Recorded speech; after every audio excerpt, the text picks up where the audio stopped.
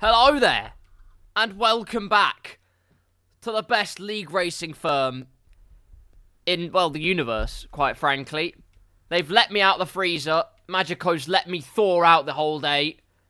I've defrosted, and I am damn well ready to go for Season 17 of the Blackout Racing League on F124.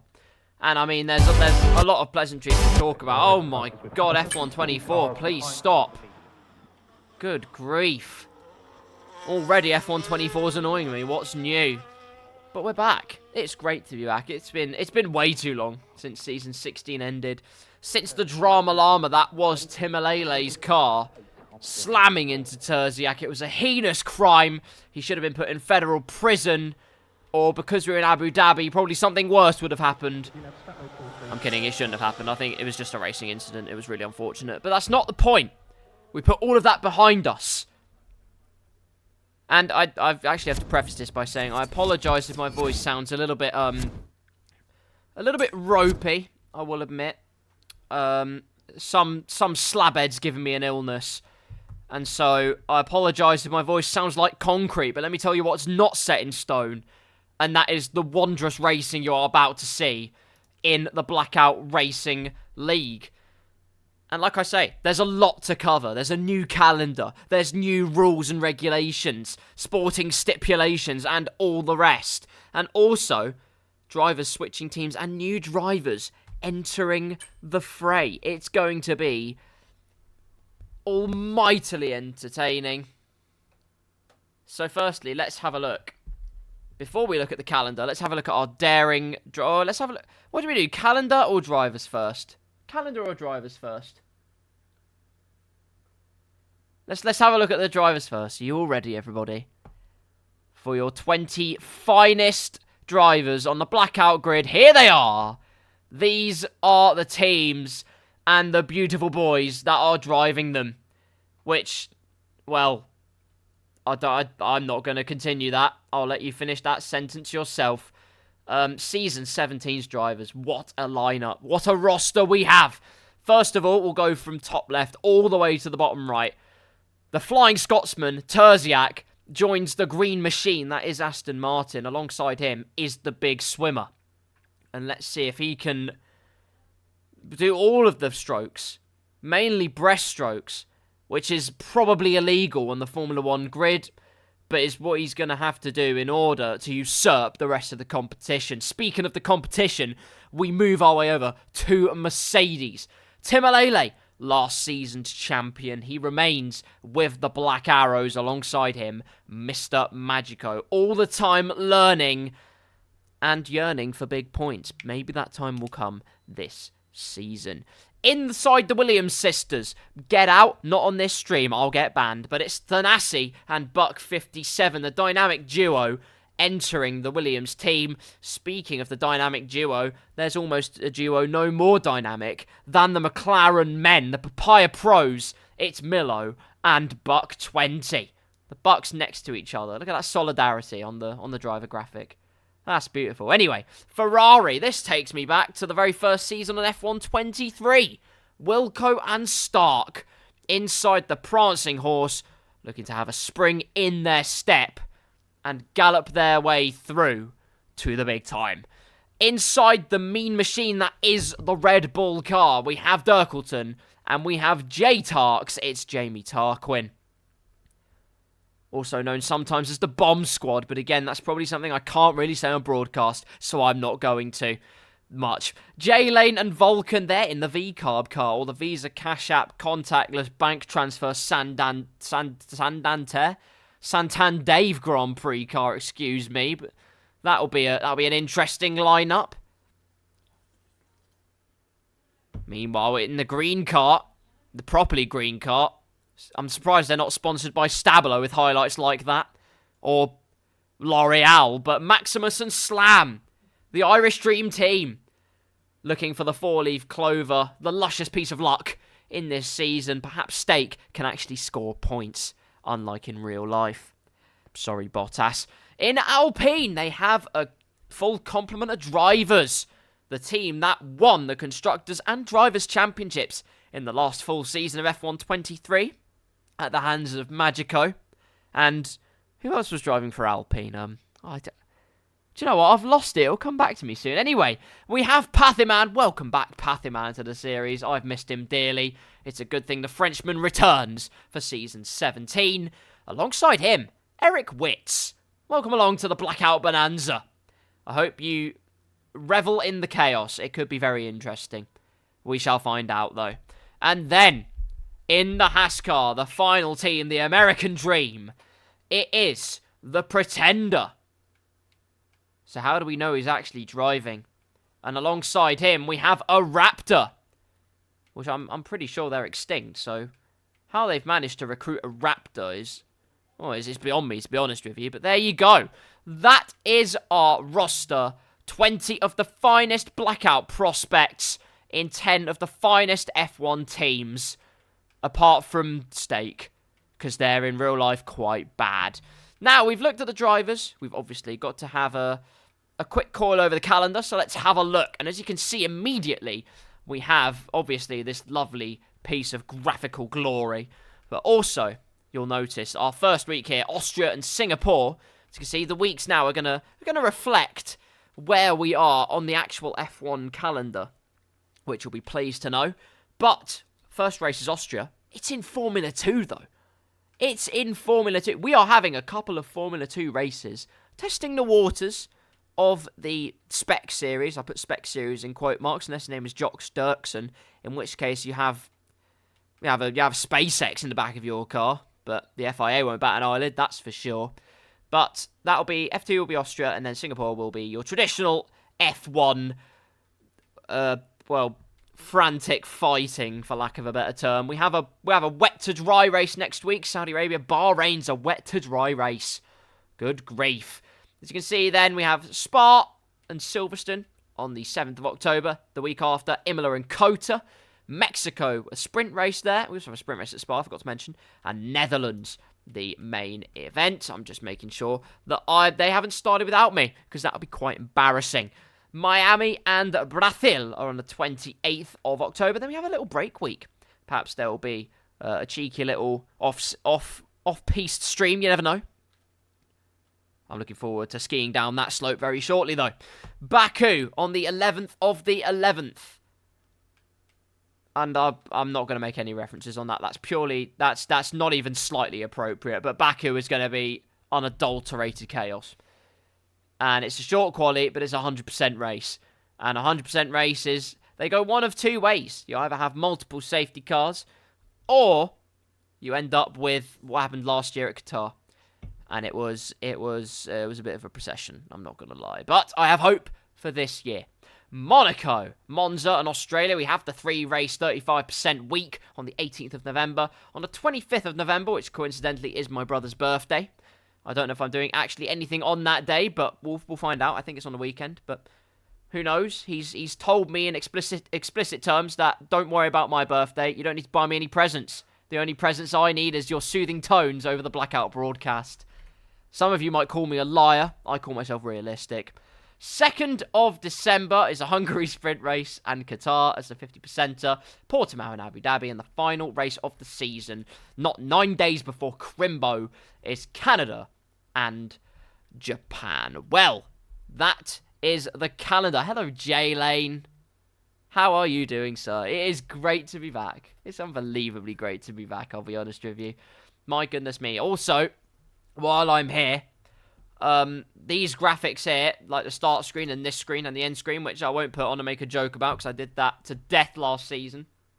But I will say that my darling Mr. Magico made them. And he also made this calendar graphic, and he also made the team and drivers graphic. He is a bit of a graphical genius, or a sumptuous sweat. Whichever one you want to call him, he's very good.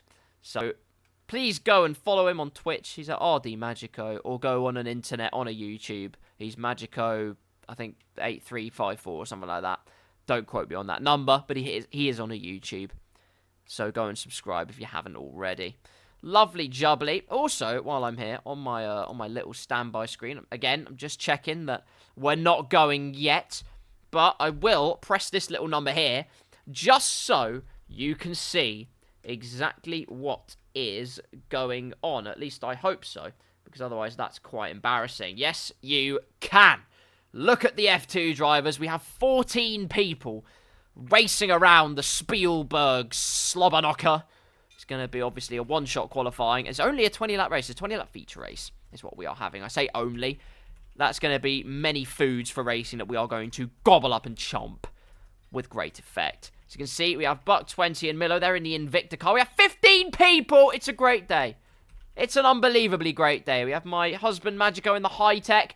Timmelele's not here this week. If there's ever a time for anybody in this championship to take advantage and to strip Timmelele of his championship crown, then it's today. It's a start in the right direction, let's put it that way. Terziak's also not here, and a couple of others.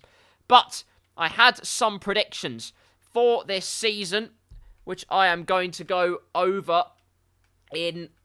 Well, I'll go over it, hopefully, after this F2 race.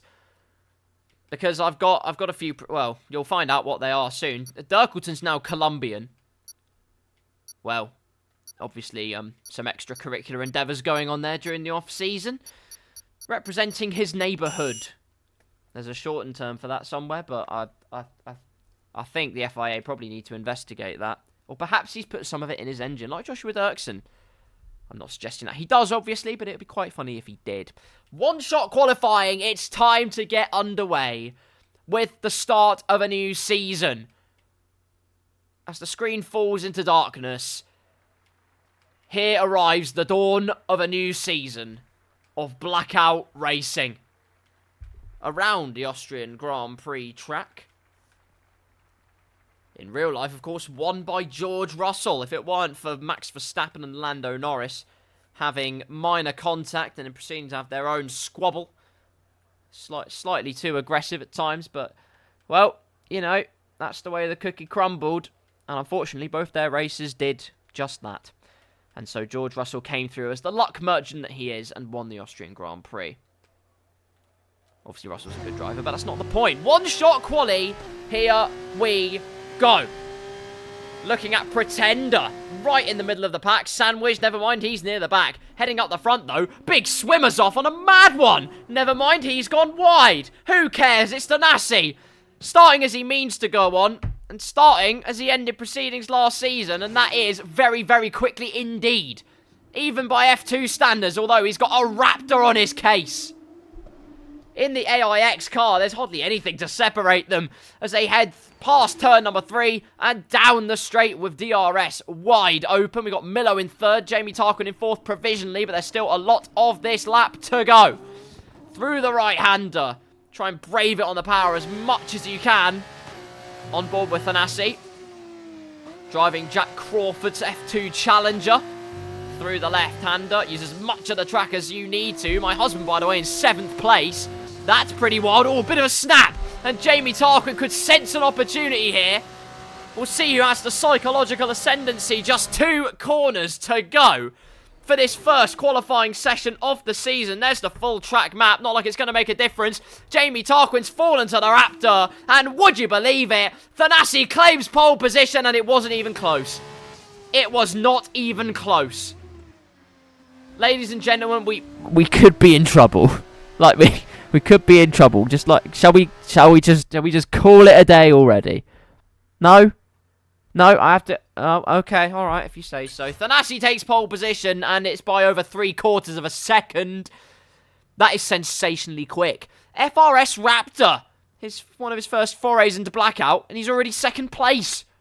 My God, that's pretty impressive, isn't it? Jamie Tarquin, the Xbox boys, 1st and 3rd. You love to see it. Millo in 4th, Buck 57 in 5th, Wilco in 6th. My husband, he's got my prediction for most improved driver this season, and he's already slapped himself up into 7th place. J-Lane Dirkleton, Buck 20, Giraffe, Pretender, Stark, Vulcan, and Big Swimmer rounds off the grid. Although Big Swimmer bombastically bombarded his own qualifying session and was really the design of his own downfall. But just like that, wake up! No time to waste. It's time for the race. And I'm just going to put my audio settings up a little bit because that felt very quiet. On to 5. There we go. In honour of Sebastian Vettel. Not like it will make a substantial difference, but look at the paddock. They're loving it. That's right, guys. Blackout is back. And not only that, there are cars on the grid. They've never seen anything like it.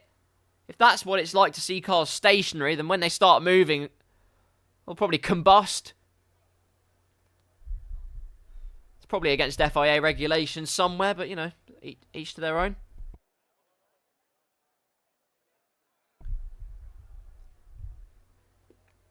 Feature race in F2 then. I've done a fair few of these F2 races in recent times. I won't plug it too much because Blackout is back with a bang! Lights out and away we go after what was an eternity of waiting. But Raptor has got a great start in the AIX car. He's going to surely try and... No, he isn't. He's not going to try and go down the inside. Hopefully they all make it through the first couple of corners safely as they just process up the hill towards turn number 3. Thanassi is about half a second's worth of a lead. It's Giraffe on the move. Getting past Buck 20 already. Lots of chopping and changing for position. It's Buck. Oh, goodness me. Look at that. It's a big spinner in the form of Buck 57. Came in way too hot and optimistic. And he's paid the price. But now it's chopping and changing Magico. Look at this. Got a front row seat to the action from Millo and Wilco up ahead. Down the inside goes Wilco, wheel banging between the two. And down the inside slips J-Lane as well. The optimism and opportunism overlord. Getting through, and then round the outside, tries to go Dirkleton. Space left by Magico. Great racing between the two of them. But in the end, it is Magico that will hold position in P7. Look at the fighting, though. It was almost 3 wide going up to the penultimate corner. They do well to not do that whatsoever. J-Lane P5, Magico P6, Wilco down to P7. It's Thanassi, though, with daylight out of the front. Raptor in second, Jamie Tarquin in third, Millo fourth, and J-Lane in fifth. Millo already going ultra defensive and aggressive, hugging the inside to try and break the slipstream. But as you can see, it's not worked to huge effect. J-Lane right underneath the diffuser, and even with just slipstream, it could prove to be an audacious opportunity. Looking to the inside for an avenue, but nothing opens up there.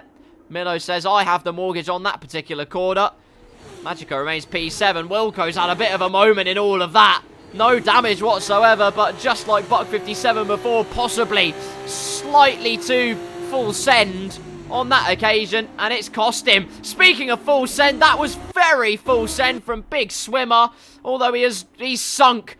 He's absolutely sunk because Buck 20 has kept his head above water and has sculled his way back into P9. Look at J-Lane piling on the pressure. Jamie Tarquin's picked up the moniker of the first penalty of the entire season. And that is not what you want to have. That is not really what you want to have at all. Although Millo possibly getting a warning of his own there. Thanassi stretching his legs out of the front. Although Raptor keeping him honest in P2. It's J-Lane that could be on the move, though. Down the inside. He's alongside going into turn 1. Very aggressive from Millo. Pinching him towards the apex. Hardly anything to separate them, but slipstream all the way through. To the outside with DRS. Goes J-Lane in the Red Bull liveried Campos car. And through by the braking zone into P4. And now, hopefully, instead of looking back, he can set his sights in front towards Jamie Tarquin, and Magico's going for it! Down the inside, go on husband! Look at the turnaround already! Millo just braver on the brakes, but Magico in the fight, which is what he so dearly missed from last season. Dirkleton has the momentum though, round the outside, turns to the inside line for the left-hander. And the advantage is his, the shortest line of approach, up into P6 he goes. Great racing from the Blackout boys so far.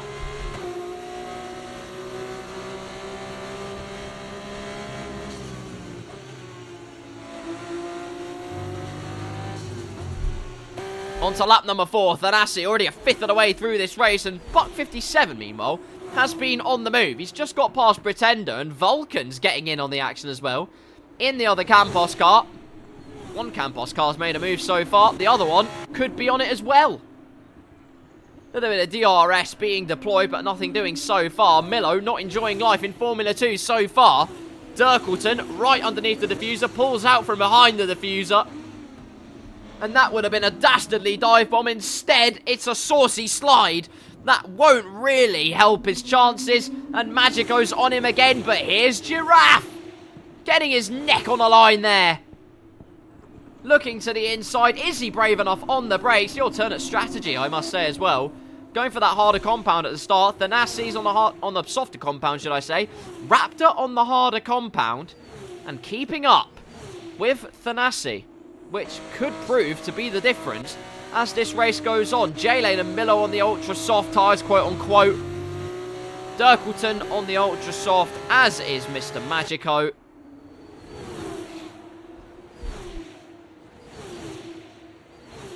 Or is it the super soft tyre? I don't know what the tyre compounds are called in bloody Formula 2 anymore.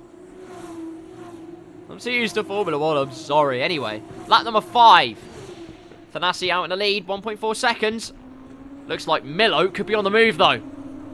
The McLaren man in the car with McLaren on the rear wing. The one that belongs to the boy from Brazil, Gabriel Bortoleto. Recently claimed the lead of the F2 Championship. The DRS's effect could not be any more profound. J-Lane insanely brave on the brakes, but slightly cooks that goose a bit too much. And Millo will try and neck that goose as much as possible with an extra dose of DRS. Stark's on the move, though. Into P10 he goes. There's an almighty dogfight going on between him and Big Sam. Will Big Sam go for a dive down? No, he won't. No, he won't. And that's what you need to do, Sky Sports. Don't ever try and predict the future. That's a lesson we can all abide by. Millo all over J-Lane, though. Couldn't get it done in the second bit of DRS. Actually, 3 DRS zones at this track, so let's call it the third bit of DRS, if you're being specific and pedantic. Towards the penultimate corner. It's just got to bide his time here. Got to be patient. Because if they're not patient, Dirkleton in the MP Motorsport car will be all over them. Rabid Rottweiler things. We are well and truly back on track, ladies and gentlemen. Over a quarter of the way through this race, then.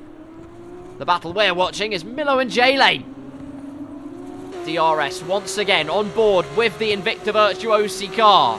And will it be a world-class performance to the outside, orchestrated with DRS, executed, although not by the apex, executed with the switchback, though. Lovely stuff from Millo. J-Lane just overcooked it a bit too much, and Dirkleton could get on the party as well. To the outside of J-Lane. Switches as the defence was put on by the Campos car. Round the outside goes Dirkleton in what was Franco Colapinto's F2 machine. Now, of course, a Williams F1 driver, and proving everyone wrong.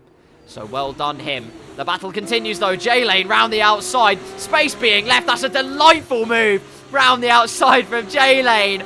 That is absolutely astonishingly good. It's great to be back racing. And so far, it's all pretty clean, other than slightly overcooking it at times, which I will admit can happen to the best of us. You know what?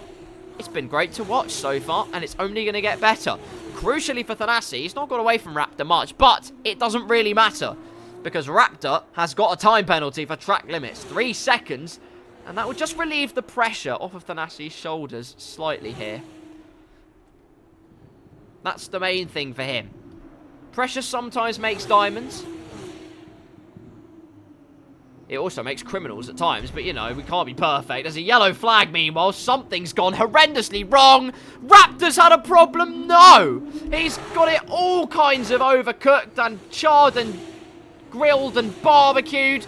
All of the cookages, he has well and truly overcooked things. How many overcooked analogies can I have? All the way from P2. He was, well, it was the dizzying heights really up at the front of the field. Now he's down in P8. It is pain station 3 for Mr. Raptor. And that's not a console for the world to enjoy. Speaking of pain, Vulcan's experiencing it as well.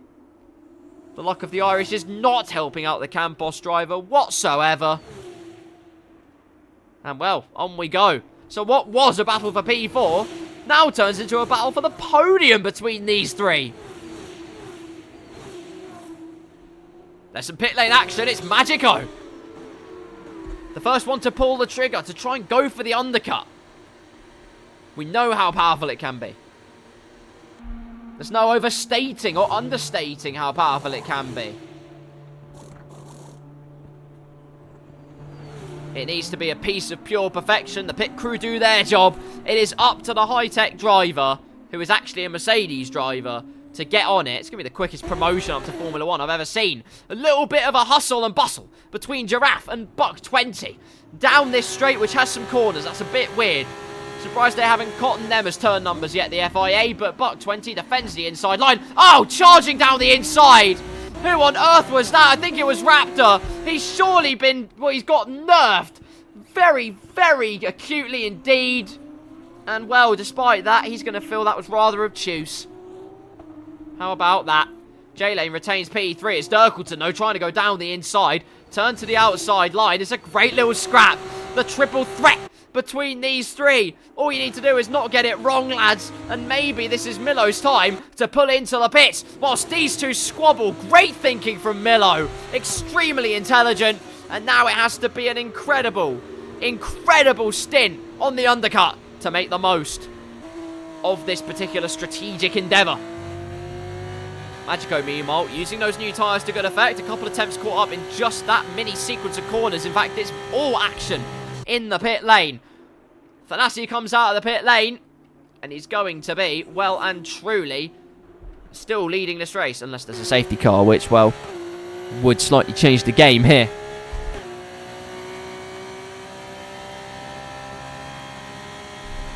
Out he goes into the frame. Meanwhile, Magico's undercut has done wonders for him. He retains position on Big Sam. Not only that, he gets a dose of DRS and is outside of a second of Big Sam. Oh, yellow flag! Yellow flag, it's Buck 20. He's had to reset to the track. And is that a front wing gone?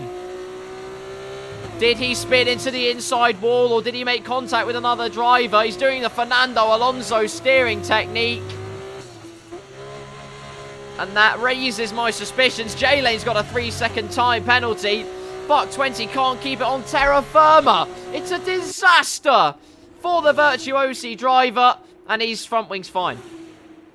Whatever the case, his tyres might well be goose. So there was definitely something wrong. But into the pits he goes to rectify the damage, whether it be physical or very emotional. That means Jamie Tarquin assumes the lead of this race, of course. On the alternate strategy, the leading driver on the super soft to ultra soft strategy. Giraffe in second place on that particular squabble, with Stark not too far behind, looking to the inside. Sometimes you just want to do that though. Put on a little bit of pressure. Let your opponent know, hello, I am here. Just to kind of warn you, it's not all set in stone for you. That way you can pressurize them into a mistake. You can just throw them offline, and then the avenue opens it up. Sometimes it's the simplest of ideas that reap the most sensational rewards. Look how close the racing is. Of course, I'm acting like equal cars isn't a thing, but F2, it's just somehow a little bit more special at times. Lap number 10, and, well, Thanassi's absolutely miles ahead of Millo. That's an almighty pit stop from Thanassi's pit crew. My God. Luckily, in the case of Millo, he's got out ahead of J-Lane and Dirkleton. They themselves have lost position, and big time. Magico's got ahead with the undercut. Wilco's got ahead with the undercut. Big Sam's got ahead with the undercut as Raptor is into the pit lane. Thanassi with the fastest lap, the first driver to make the almighty leap into the lowly depths of the 1 minute 15s. Ultra soft tyres going on. The AIX brown clown. If you take that out of context, I will kill you. Lap number 11 of this race. Still waiting on a few drivers to come into the pit lane. Let's have a look at some data. Let's have a look at some penalties. Why not? Look at that. Jamie Tarquin's on 6 seconds. He's probably not winning this race unless he has the second stint of his life. God damn. The Dam's teammates have swapped position. Would you believe it? Working together very nicely here. Buck 57 not going to interfere with Thanassi's pursuit of pearls up on the top of the podium. Millo, meanwhile, past Vulcan into P6. He does have a 3-second time penalty to his name. Magico also has been passed by the shop. How do you get passed by a building? Real talk. Jamie Tarquin into the pit. Speaking of which, we've been waiting for it. Stark is also into the pits. Another fastest lap for Thanassi. Just eking away at the margins. 1 minute 15.7. Vulcan with a time penalty. It's another one. It's 9 seconds. Big Sam's got a time penalty. You'll be hard-pressed to find anyone that hasn't got a time penalty. Stark out of the pit lane. Millo is up into P5. Wilco in P6. Magico in P7. Actually, the longer he can stay with Wilco, the more advantageous it becomes for his race, because as one of the only drivers to not have a time penalty, that could prove to be a huge boost for him at the end of this contest. Gotta say, driving exceptionally well as well. There's a huge squabble. J-Lane and Vulcan going argy-bargy. And Vulcan's been put all kinds of off kilter. It means Stark can go through. It's 3 wide. Going into the right-hander. Vulcan shoulder to the outside as the elbows go out from Stark. Through goes Raptor. Dirkleton with a love tap. And he says, thank you, my sweet Valentine Vulcan, because you've just given me P12. And that's why, as well, Vulcan with front wing damage. That will just exacerbate the issue even more. Wilco with another time penalty. Thanassi re-inherits the lead of the race, because Giraffe, despite the FIA graphics not saying he's pit, he has. Now he does. There you go. Giraffe and Buck 57, the final ones to make the call. As you can see, tyres-wise, this is the scenario then, as we see Big Sam going for a move on Magico. But round the outside, my husband holds it. Betrothed to P5, he's not letting it go down without a fight. He signed a prenup for this position. For Big Sam with a second helping hand of DRS. A bit of slipstream, he does have the inside line. Brake as late as you dare. Into the right-hander. Magico will hold it round the outside. And using that momentum marvellously to hold P5. Hello, J-Lane. He says, I'm coming through. Trying to go round the outside. Switches to the inside. The line is narrowed. J-Lane will not be nullified. He goes down the inside. Big Sam holding it all the while. It's still side by side towards the left-hander. This is fantastic racing. Rapturous racecraft. A switchback at the left-hander. J-Lane, you've got to be kidding me. Try and dive down the inside. It's finally settled. Big Sam holds P6. That was some delightful dogfighting. My God. And still it continues. I mean, if you're Thanassi out of the front, you're in Liechtenstein compared to everybody else. I'm like, where's everyone else? I'm lonely. Jamie Tarquin on that alternate strategy, by the way, has managed to get out ahead of Millo in all of that, which I find rather unbelievable. Is that actually correct? Yeah, it is. He has. Well, there you go then. Jamie Tarquin has done a madness with his pit strategy. We'll try and go for the fastest lap. Meanwhile, moves are being made. Stark's trying to get past J-Lane. J-Lane says, no, sir, not today. Big Sam and Magico run it back. They're having another fight. And Magico, all the while, has DRS on Wilco. Big Sam, though, trying to go down the inside. That's a shoddy camera angle. So let's switch it up. To the inside goes Big Sam. And this time, surely he has it under control. And there's your answer. Through into P5 goes Big Swimmer. Magico demoted to P6, but remember, without that time penalty, it's all going to come back to him later on in the race. And thank God I didn't curse him then. There are many hungry customers behind, though. You have a J-Lane, you have a Stark. Look at that train of cars. From Wilco all the way down to Giraffe. It's unbelievable. A 7-car train from P4 down to P10. And Giraffe is going to try and go for a move with a bit of DRS on the Raptor. Side by side into turn 1. Raptor just sweeps around the outside. Oh, and tags Giraffe. Well, Giraffe actually tags him. My mistake. Terminology. But either way, Giraffe will feel less than pleased with that one. He won't be too disgruntled. He'll just be gruntled. Big Sam, though, making moves up into P4. Trying to say to Magico, that's how you do it. But Magico says, yeah, it wasn't that easy, fella, was it? And now with DRS, round the outside, the battling continuing. all the way. Magico actually backing out of that one. Oh, good grief! J-Lane's massively overshot it and goes almost into the gravel. How on earth did he not end up sunk into the sandbox? I have no idea. But Stark in all of that has gone up from P7 to P5. Big Sam down to P6. Magico in P7. And J-Lane still has his pride. Pathyman says, good evening. Happy to hear you. Pathyman, it's great to hear from you too. I hope to see you back on this grid very, very soon. Felt like a long time since I've done this. It's so good to be back, honestly. Now the ART cars have a decision to make. Wilco, not too far away from Millo as it stands, actually just dips into that 1 second window. Stark will be saying all the while, though, teammate, listen up, I've got the best chance yet. Whilst that battle's happening, we've got Magico behind going for it. Stark down the inside of Wilco. Does he get the move done? Yes, nothing too argy-bargy between the two of them. Magico and Big Sam sort out their squabble, and it's still all action stations in 6th and 7th, respectively. J-Lane still in P8, Raptor in P9, Giraffe in P10. All the while, Buck 20 is licking his lips and is thinking, well, there could be a chance for me here. But Dirkleton says, let me have a piece of the action. Let me have a chomp on that cake. Buck 20 says, that's not legal. I'm filing a restraining order. Get switched back, son.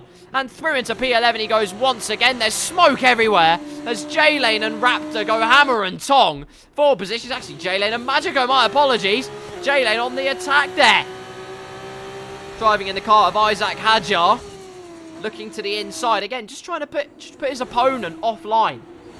Slightly scare them out of the way. And Giraffe's actually been extremely opportunistic. Saw that Raptor got slightly off balance. And thought, you know what, let me push that balance even more. But that didn't quite yield the sweet fruit that he thought it would. Millo has fallen into the clutches of Stark meanwhile. In all of this, thought he had P3 signed, sealed, and delivered. But here it comes. It's postage stamp from Stark on the Ultra Softs, down the inside, into P3. Goes the ART. But does he have DRS? Yes, he does. That will surely settle it. As he heads through now into turn number 4. And all Millo can do is sit there and watch.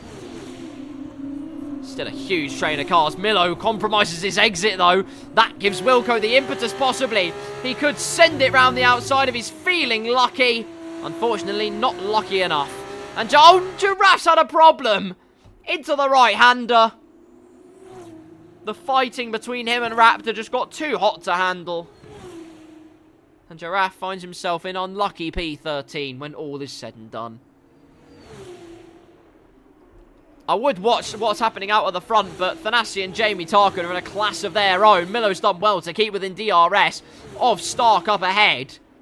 What was a 7-car train remains a 7-car train, albeit Giraffe uncoupled from it, from initially being an 8-car train. And so Millo now has the chance with DRS, but Wilco's got a great exit.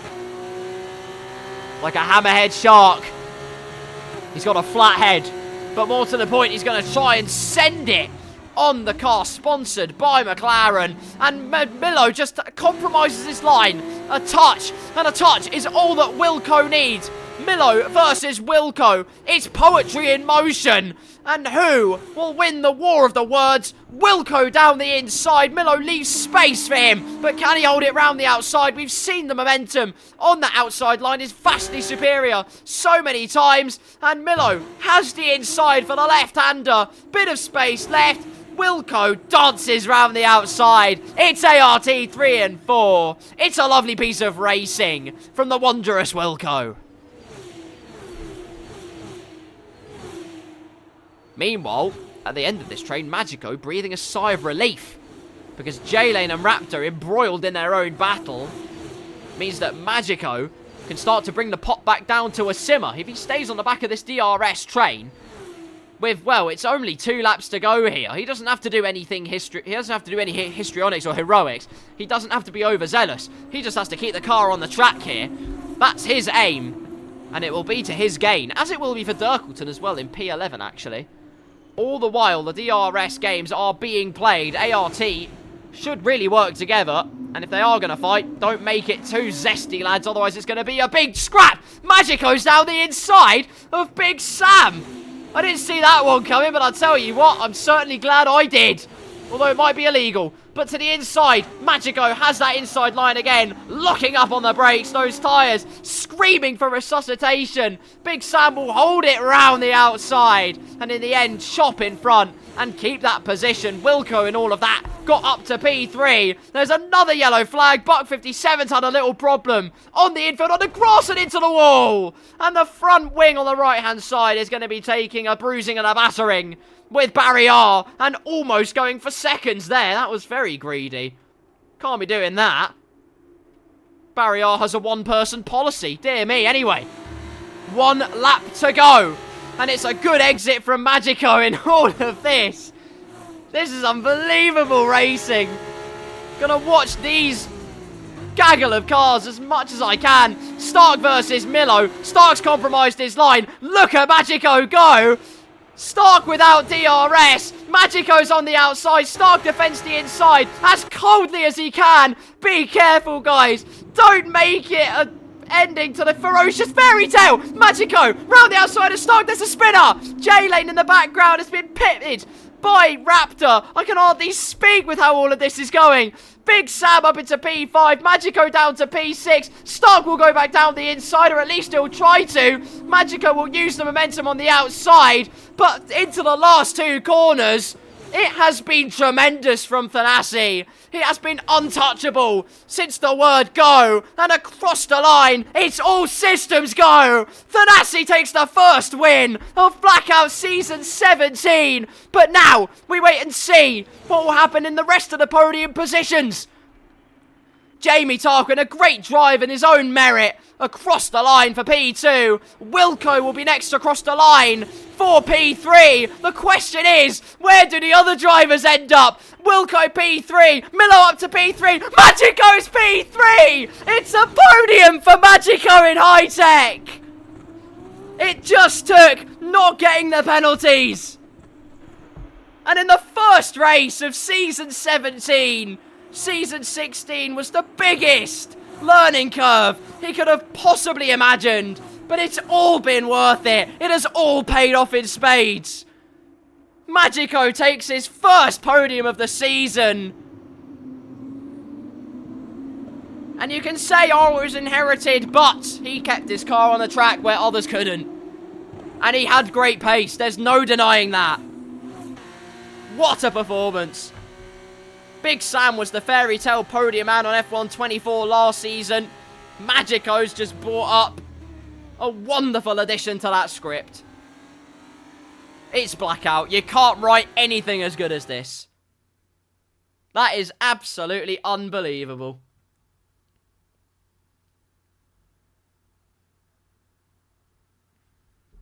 Woof.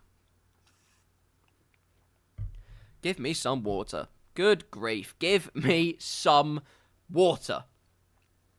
That was...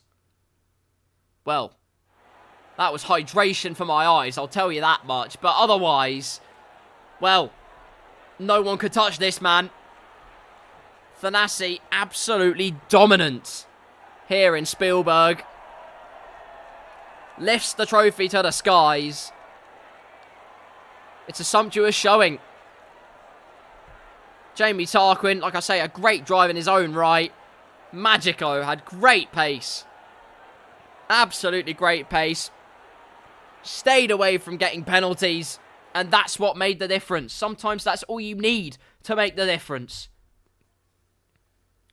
Like I say, get in there, Lewis. It's the simplest of scenarios. Miracles do happen, mate. That reap the most sensational rewards. Thank you very much to whoever just followed me. I don't know who it was. I'm so sorry, but thank you very, very much for following. Welcome along to the Blackout Bonanza. Woof, what a start. What a start to proceedings. My God. Well, there you go. I didn't even get to see the race results, so that's a shame, isn't it? But there you go. F2 better than F1. You heard it here from Wilco, ladies and gentlemen. And after that, I would be inclined to agree. I would absolutely be inclined to agree. That was absolutely fantastic racing. And the great thing is, we're not done. we are not done, ladies and gentlemen, because remember, in Blackout terms, for those of you that are new to this format, Austria, well, normally in F1 terms at least, the first race, if Austria were an F1 race, it would be a 35% race. Singapore is a 50% race. Wilco says sloppy second. Oh, dear. Oh, dear.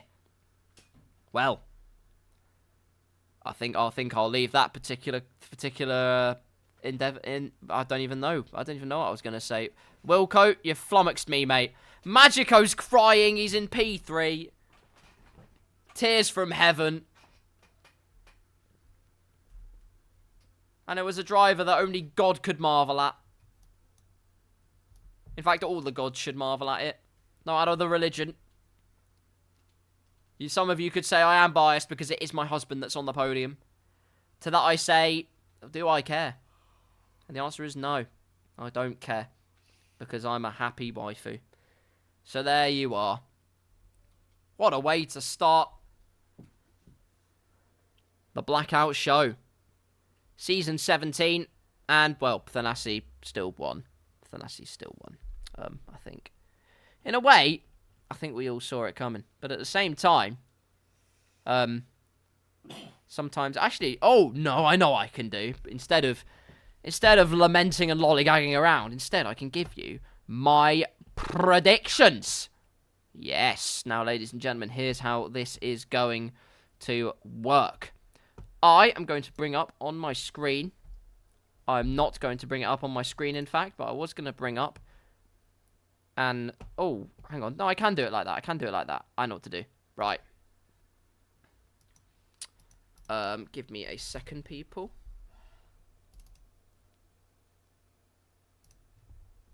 Never mind, I'll get there eventually. My God. Okay, right.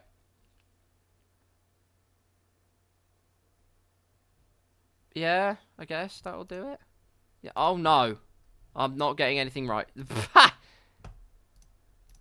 For a Blackout commentator, I don't really know how this stuff works. Which is a bit of a worry, isn't it?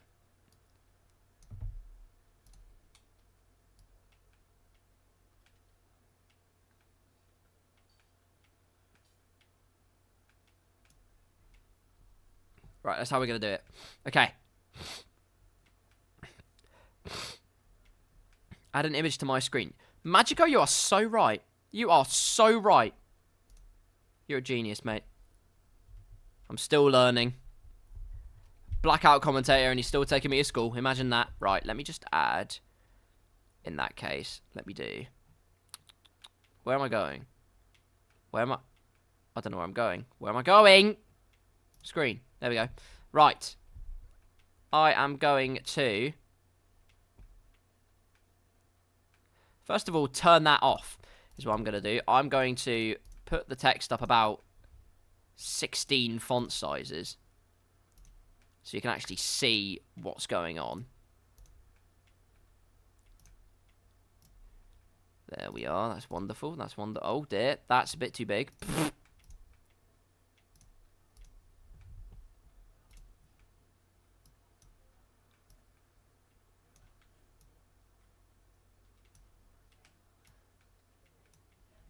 Right.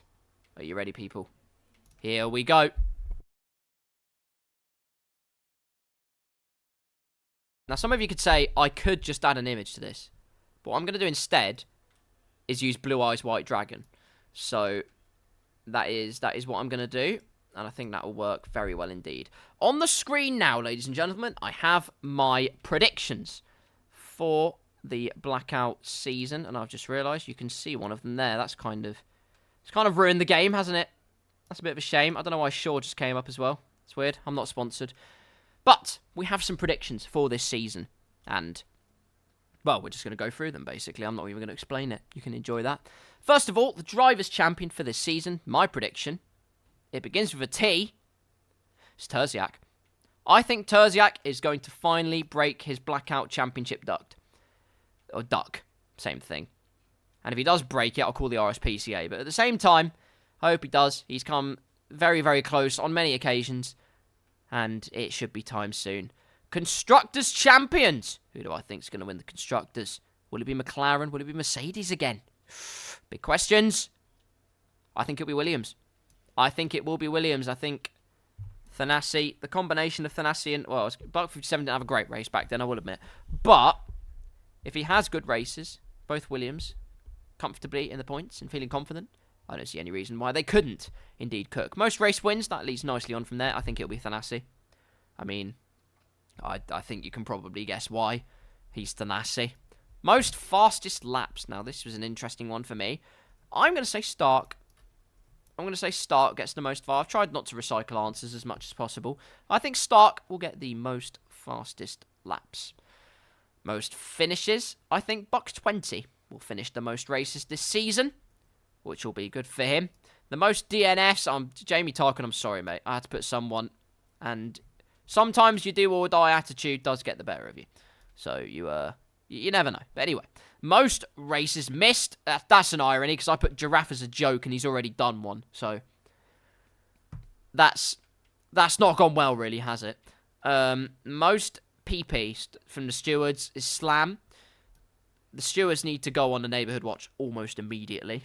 Next up, we have Magico as my most improved driver, and he's already showing me that my decision was in good faith because he got a podium in the first race. A driver who you think will do better than expected, I think Pathiman. I think Pathiman will do better than expected. Hasn't been on the Blackout scene for a minute, but I still think he's got something to prove and something to cook up this season. A driver who I think will fall off, I think the safety car. And a wild prediction, I think there'll be a race with only 5 racers remaining. That's what I think.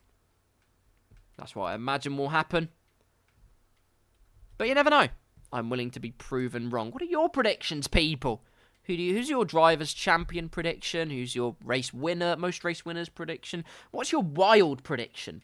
That's the real question. What is your wildest prediction for this season? Let me know. Well, Edie says there's going to be 11 cat bears on the track at one point. And I'll tell you what, that is a wild prediction.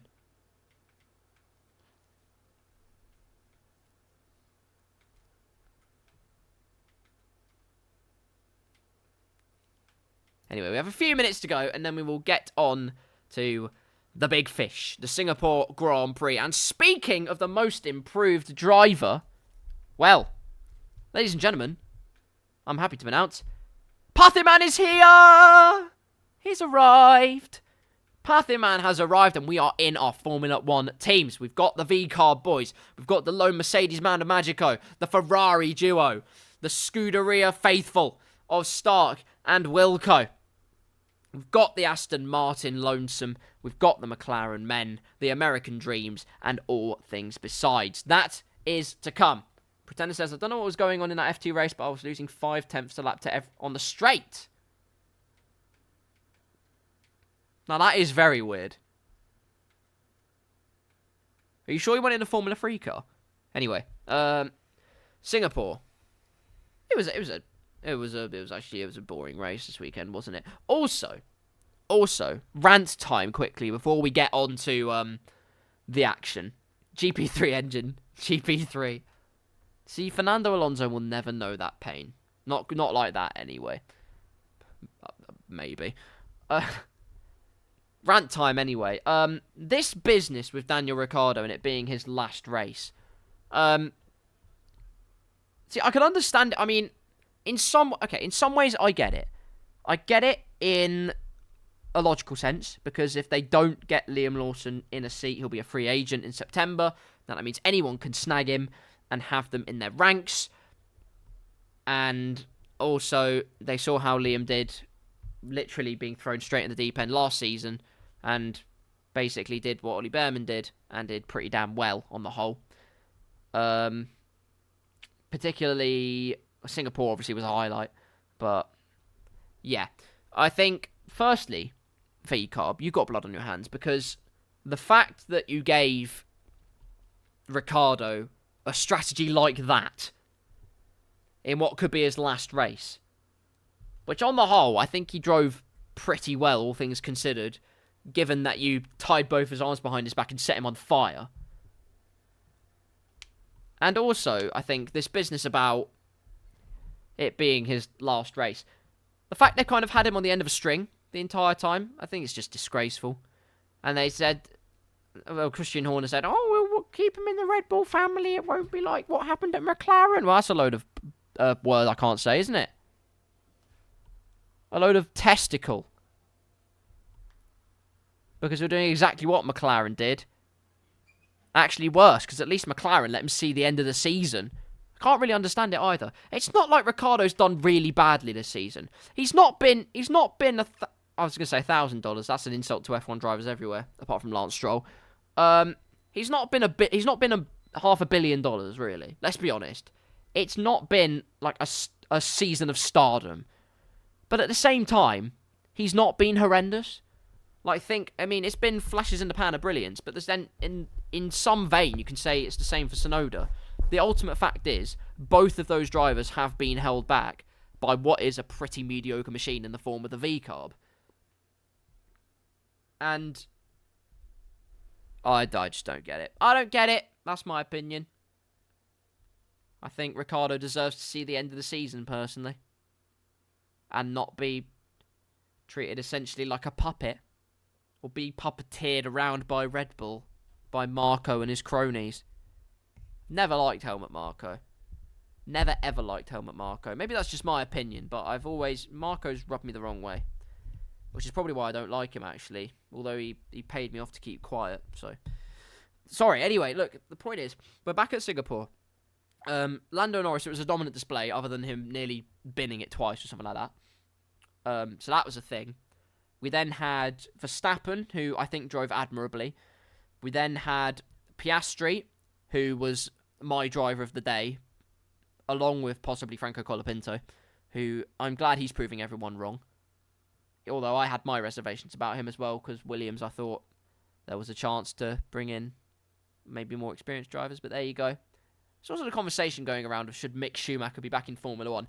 I think it's for the interest of him, his own sanity, and his career that he doesn't. And I don't mean that in the terms of he's not good enough to be in Formula 1. I just think he can make a massive, massive name for himself in world endurance. And I don't think Formula 1 is all it's cracked up to be sometimes. I mean, he got a podium with Alpine the other day. In Fuji. He's been really damn good in WEC. Which is a shoddy acronym at the best of times. But he's been bloody awesome in that category. He deserves to stay there, have a fruitful career, go for Le Mans multiple times, and never look back. That's my opinion.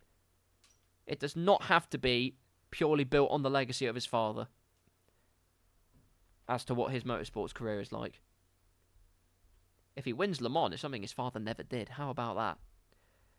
But that is all for another day, because today, it's qualifying time and the heavens have opened. Just like in real life, when the paddock was underneath a Category 6 hurricane, we have some rain on the track. And of course, we don't get a weather forecast here. We have no idea whether this rain is going to dry out sometime down the line, or whether the track will improve, or in fact get worse. That is all to come. What we can do, though, is predict who will be first out onto the track. And it will be between, in my opinion, Dirkleton and the big swimmer. Who will it be? The answer is, it's actually none of them. It's actually going to be the Giraffe. Would you believe it? Giraffe has subverted all expectations and headed out onto the streets of Singapore first. In the intermediate conditions, which in this game just feel like a slightly slipperier dry condition, but we'll ignore that.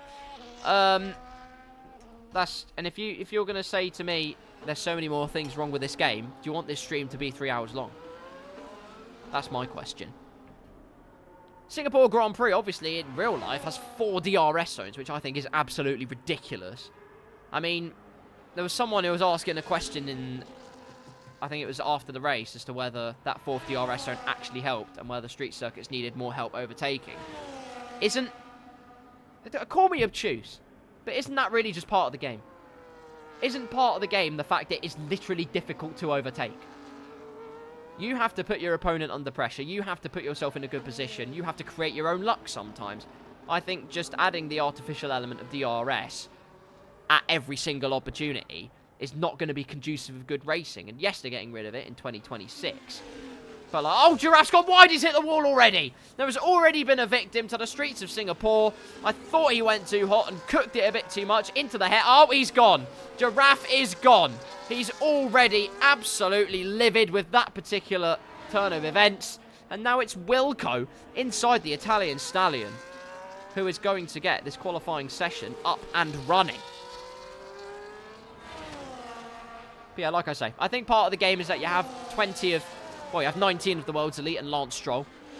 I think it should be difficult for them to overtake, and I think they should push as hard as they can on tyres that actually have the right amount of durability and make the most of the racing. Speaking of making the most of things, it's time for the first lap of Formula 1 racing in Season 17, and it is Wilco we are riding on board with as we head through the first 3 corners. With a bit of a slide on the way out, tentative on the power, but let the tyres bite into the bitumen. Then he just got a flick in the nose into the right-hander. Wait patiently for the power once again. Sometimes it pays a bit more dividends just to carry a bit more speed. Let the understeer kick in since the front end has such a huge amount of purchase. Lockups galore as he heads into the left-hander. Almost off the track. It's agonisingly close to an invalidation, but good thing is, agony is not his aunt. Through the left-hander underneath Mick Schumacher's cruises. Not only is he a World Endurance podium man, he's also a cruise ship holder. Look at that spray. Tell me that isn't graphical design at its finest. Just a square of spray.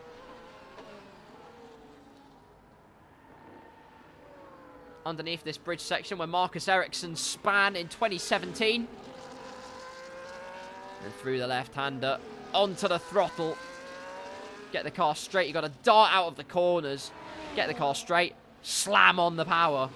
It's a purple Sector 2, courtesy of the fact he's the only one to have done a Sector 2 so far, until the McLaren and the Haas come through.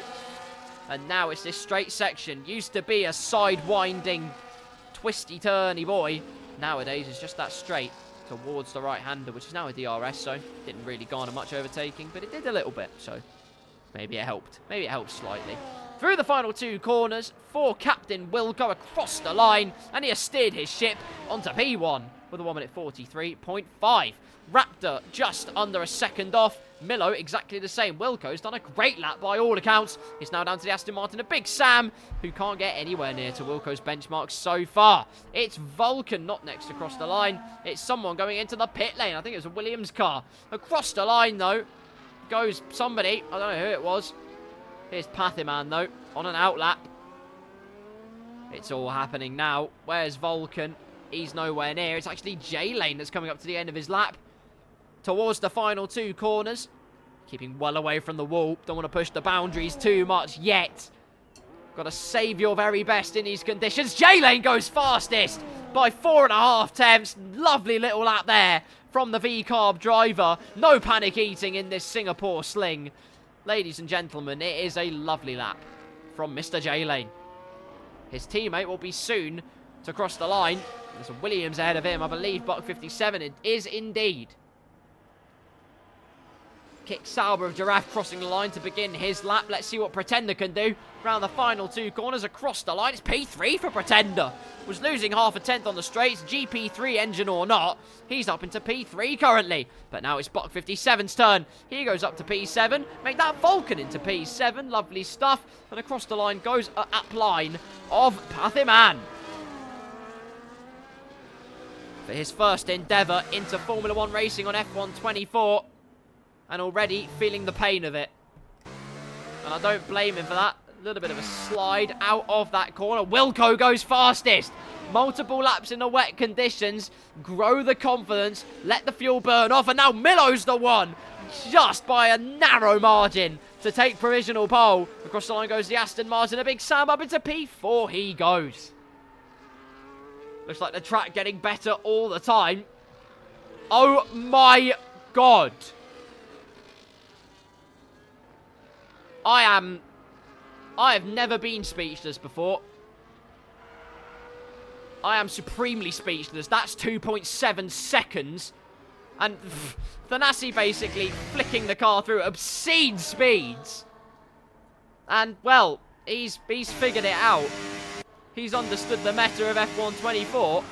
In order to be quick, drive like you shouldn't. And he is indeed, and he's absolutely flying as a result. If that isn't a statement, I don't know what is. Anyway, let's get away from the ominous situation that is Thanassi's big cojones. And off to Pathiman we go. In the Alpine, the French Revolution. Time's coming in thick and fast. Giraffe up into P7. Got my husband Magico and Buck 20 to cross the line as well. Next one to actually set a time, though, is Pathiman. Through the final 2 corners. No invalidation here. He's actually kept a lot of battery. Across the line he goes, and it's P5. Despite what seemed to be a slightly shaky start to proceedings in Singapore, Pathiman's done pretty well, all things considered. Next across the line, I think it's Buck 20. It will be, but he's invalidated, so that's not going to work for him. What can Magico do then? Through the left-hander. Just roll the car through. Wilco up into P2 with a 141.6. Still nowhere near the benchmark Thanassi set. Xbox boys rejoice. This is our moment. Let no one take it away from us. This is what we've been waiting for. Magico through the right-hander. I have no idea what his sector times are like compared to everybody else. In fact, it would probably help if I did that. There we go. Magico towards the final few corners then. To finish his first flying lap of the session, not even halfway through qualifying yet. And there's still loads of things that could happen. Through the final 2, lots of speed carried by the Mercedes driver. It's P6 for Magico. That is absolutely lovely stuff from the Mercedes man. The lone silver arrow, well, spearfishes his way into P6 and only a 10th off Mr. Millo in the McLaren. We wait and find out what, well, Buck 20 can do, but we don't because he's invalidated again. Dirkleton, however, driving and drifting through the wet conditions.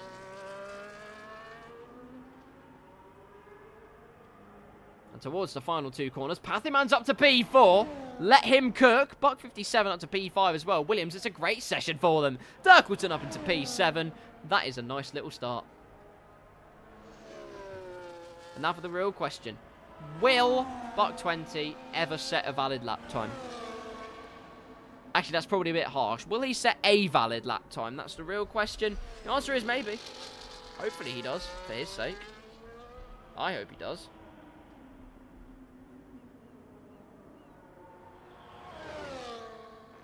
It was Pure Tyric 96. Thank you, mate. I appreciate it. He also asked, is this the start to the most dominant season of Thanassi?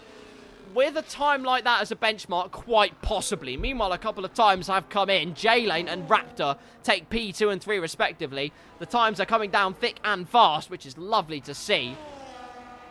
And I feel like at this point, well, I mean, he's done a 40.9 as Buck 20. He's also very good in the wet, is Mr. Buck 20, I should note. The season I did on F1 23 on Singapore, I didn't win, so you can shut up now. But the real point is, oh, Magic goes up to P6. Nicely done, sir. All the time, the track is ramping up, evolving all the way through. It's going to grow a conscience, hit puberty, and start spitting at everyone. And that's disgusting. But no, the one time I did Blackout Racing in F1 23. Love F1 23. I still go back to F1 23 regularly. Such a good game to play. But what I will say is, oh my god, Pathy, okay. Here we go. Pathiman is cooking. The next driver to get into the 1 minute 40s, only 6/10 off Thanassi.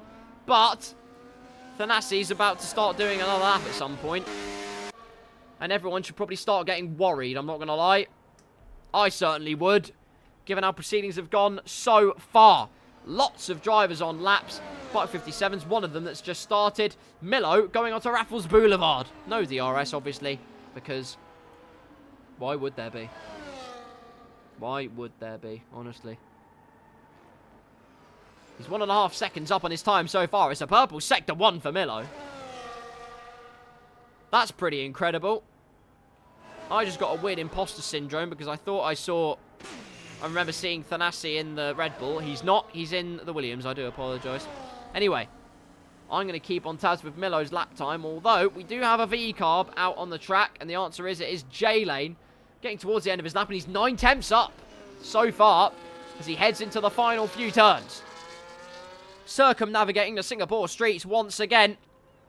Might be feeling claustrophobic, but it could be a colossal showing for J-Lane in the V-carb. Across the line, it is so close to provisional pole. Nothing in it. Thanassi holds on by the skin of his teeth for the time being. Next across the line, it will be Millo, and he's 2.4 seconds up.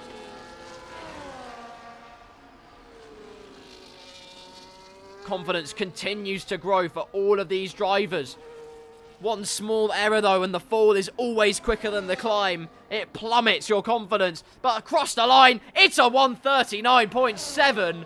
Millo, the first driver to breach that barrier. Stark into P4, and then here come the two KarlsCars. Pretender up to P7. Make that Raptor into P5. And now we have Vulcan coming across the line. He's got a 1 minute 42.6 in his pocket. It's not enough for a vast improvement.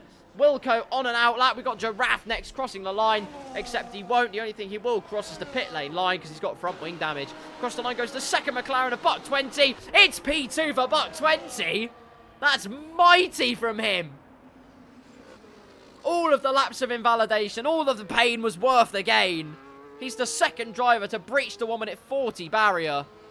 McLaren, the Papaya Pros, are 1 and 2 in this qualifying session. But there's still 4 minutes to go. And all the while, the track getting better and better. And all the while, Thanassi hasn't set a second proper lap time.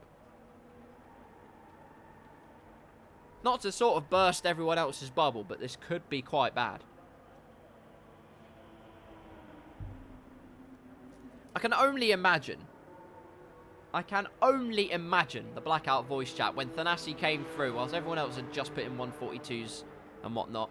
When he came across the line with a 1 minute 40.0. I can only imagine what the voice chat was saying. They would have been going ballistic. Anyway, we have Millo, who's invalidated this time. He can come into the pit lane. Actually, if he's really quick about it, he can get into the pit lane, change tyres, and go for another lap, and possibly fully clench his P1. Buck 20 is improving incrementally on his lap time, though, and not even using overtake. Buck 20, use overtake. It's a thing. So the drivers not know this? Or is, like, overtake been disabled in qualifying now, and I've missed that?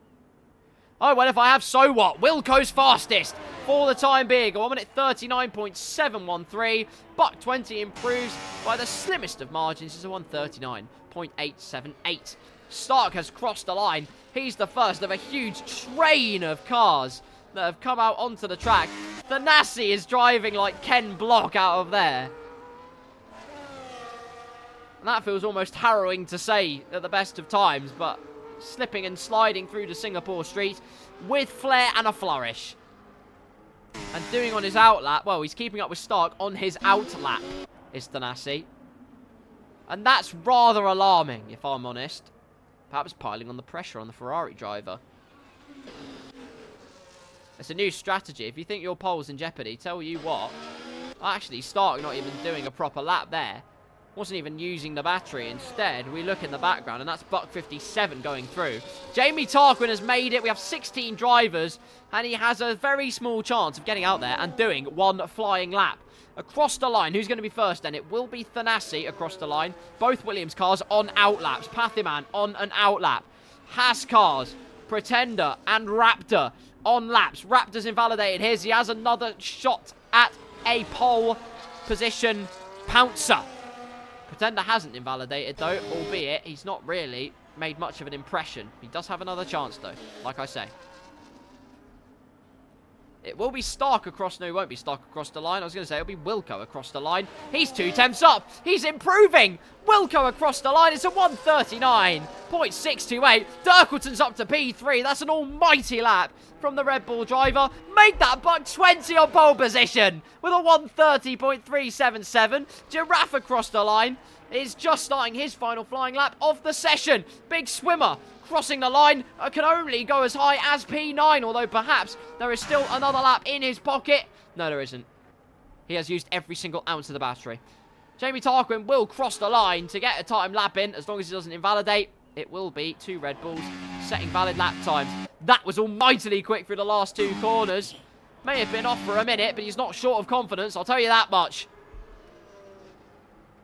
Millo, on his outlap, did make it out in time. And now he's just going to take it easy. Bach 20 use overtake. Thanassi's invalidated. Never mind, lads, you're fine. It's okay. Or is it okay? Wait, how long's left in this session? There's a yellow flag because the Red Bull's going slowly. 30 seconds. Oh my god, you're kidding me. Thanassi's actually going to make it. Thanassi might well make it for another time lap. Meanwhile, Pathiman is slipping and sliding through in the background. It's going to be a V-carb to cross the line, I believe it is. I can't tell who it is. I think it was J-Lane crossing the line to start a lap. Vulcan crosses the line to start a lap. Who's going to cross the line? It's Stark. Pole position. A 1:38.7. And now the times are tumbling. Buck 57 goes into P2. Thanassi, did he cross the line in time? Yes, he did. He has another chance at pole position. And I cannot believe that wasn't invalidated, but through he goes nonetheless. Everybody, please get out of his way, because it's going to get grisly. Raptor up into P2, Buck 20 in P3. All the times are coming tumbling. Magico's in P6, Pathiman 7th. Millo is 2 tenths up currently and has a significant chunk of the lap still to go. Magico still has 1 bite of the cherry as well here. Things can get very interesting. Jamie Tarquin is invalidated his lap. That's the end of his qualifying. He'll start plumb last. Magico then pushing all the way. Even if it is just to the pit lane. And it looks like it will be on current trend. And it's an admirable effort from the Mercedes driver. What can Millo do though? Provisional pole times are 1:38.7. He looked threatening for it at the beginning. He looked threatening for it earlier. Across the line, it's P3. That's the most he can muster up. And that will do it for the McLaren man's qualifying. J-Lane 1.4 seconds up on his time. This could be pole. If he just keeps it together. Thrust it through the final 2 corners. J-Lane's on pole by half a second. But there's still so many times to come down. Stark will peel into the pit lane. Never mind, he's crossed it. That's his qualifying done. Pathiman will cross the line. No, he won't. He's into the pits. Thanassi makes a statement with a 1:36.9. You knew it was coming. It was just a matter of when. And that is almighty. From last race's race winner. My God. Well, like I say, I think you all knew it was coming, but wow.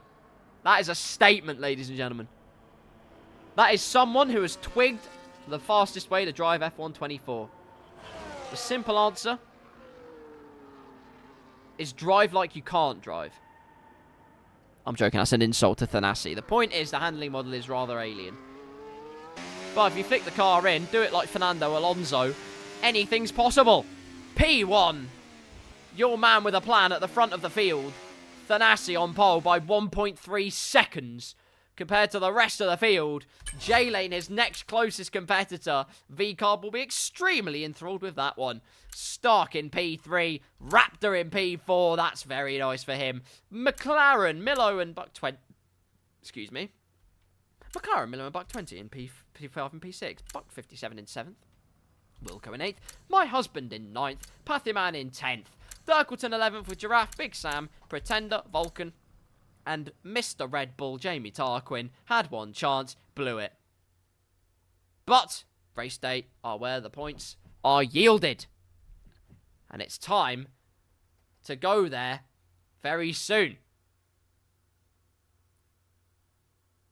And by very soon, I mean right now. And it is torrential. Holy moly, it is torrential. Takes me back to 2022. Maybe even 2017, although that was quite a... That was a bombastic race. Holy moly. Ayo, Terziak. How are you doing, man? I hope you're doing well. How did my Big Sam get on in race 1? He did admirably, I would say. It was a huge fight between himself. There was Magico, Millo, Stark, Wilco involved. There was loads of drivers involved, but he did very well. He did very, very well. He was well inside the top 10 from memory. Although I didn't get to see the race results afterwards because EA Sports blue-balled me, as per. So wet weather, of course, changes the complexion of the race, especially if it goes dry later on. It removes the fact that you need to use 2 different tyre compounds. You can then go balls to the wall, perhaps go multiple sets of softs, or you can go into the hard tyres and go for the long haul towards the end of the race. Who dares wins? It's like the SAS. But let's see who will brave the weather here in Singapore. Lights out and away we go. And it's a great start from Thanassi. Gets the tyres up to life immediately. And J-Lane finds himself under pressure from cars behind. There's a virtual safety car already. Pathiman's had a moment. Already there's been trouble on the start line. And there's front wing damage for the Alpine driver. What on earth happened there? It cut away before I could even look at the angle of it. But Pathiman missing his left front end plate. And, well, even with a virtual safety car, Thanassi's leads over a second, which I find to be rather ominous. But it's Thanassi, J-Lane P2, Stark P3, Raptor P4, McLaren are still 5th and 6th. It's pretty much as you were. Magico's moved up into P8 in the meantime. Dirkleton's made a good start into P10. Jamie Tarquin up 3 positions in his other Red Bull car into P13. Great start. You love to see it. True. Big Sam. What a goat. What a goat. Magico got a podium as well. You've been missing out on all the fun, Terziak. You need to come back, my friend. George, I'll be back in a couple of weeks. Good to have you stop by, Terziak. It's good to hear from you. I hope you're doing very well. Have a good rest of your day. Virtual safety car is done and dusted. And we can get back racing in the Blackout Racing League. And J-Lane got a decent exit out of there initially, but the after part for Thanassi on the traction was absolutely monumental. And now he can just set his sights ahead of him. Use that pace he had in qualifying and just stretch his legs. Or wheels. Weird, if he stretches his legs, actually, it probably wouldn't do a great amount of good. But McLaren, it's swapsies. Buck 20 moves ahead of Millo. Perhaps Millo compromised himself a bit too much. And Buck 20 bringing the noise for McLaren. Lap 1 already complete. It was a 2-minute lap time. Holy moly. That's realistically what the lap time should be in normal race pace in this game. But as you'll soon see, it isn't.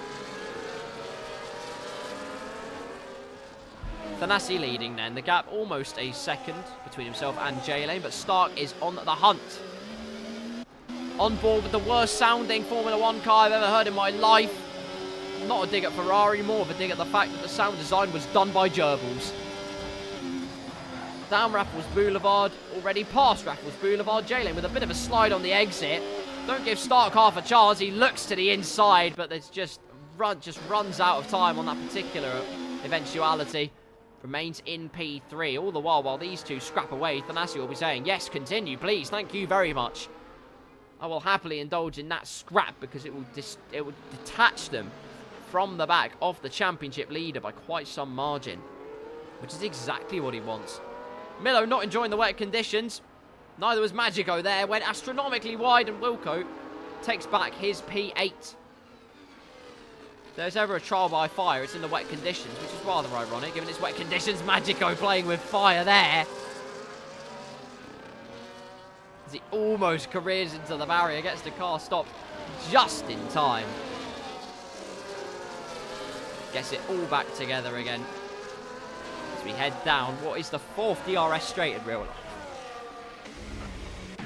Thanassi not really getting away at this stage, although important to remember that he does have a lot more ERS. So not all it's cracked up to be. During these first couple of laps across the line, it's the fastest lap of the race, a 1:46.9 for Thanassi. Multiple seconds off what the intermediate qualifying time was, obviously, but equally, in real life terms, it'd be about 10 seconds slower, if not more than that. Perspective.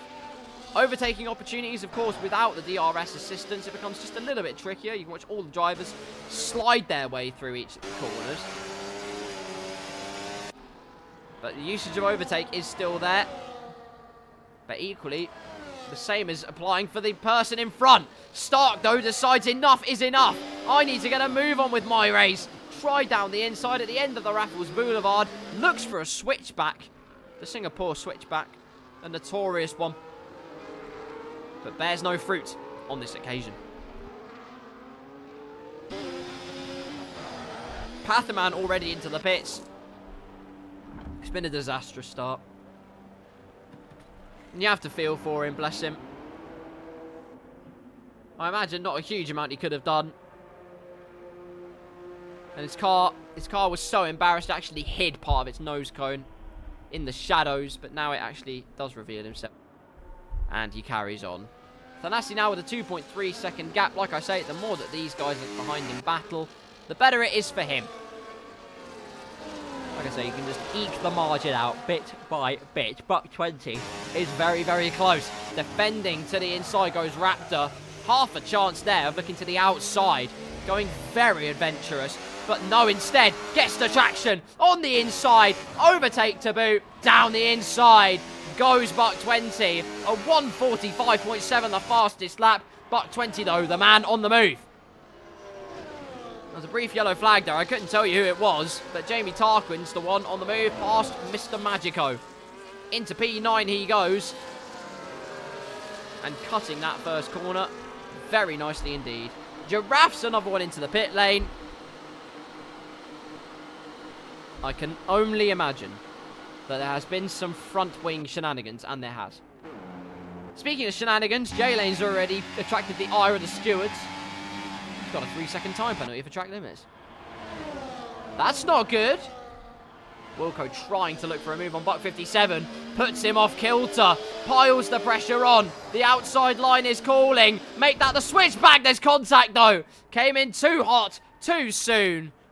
And Buck 57 will say that was unwarranted. And it certainly was.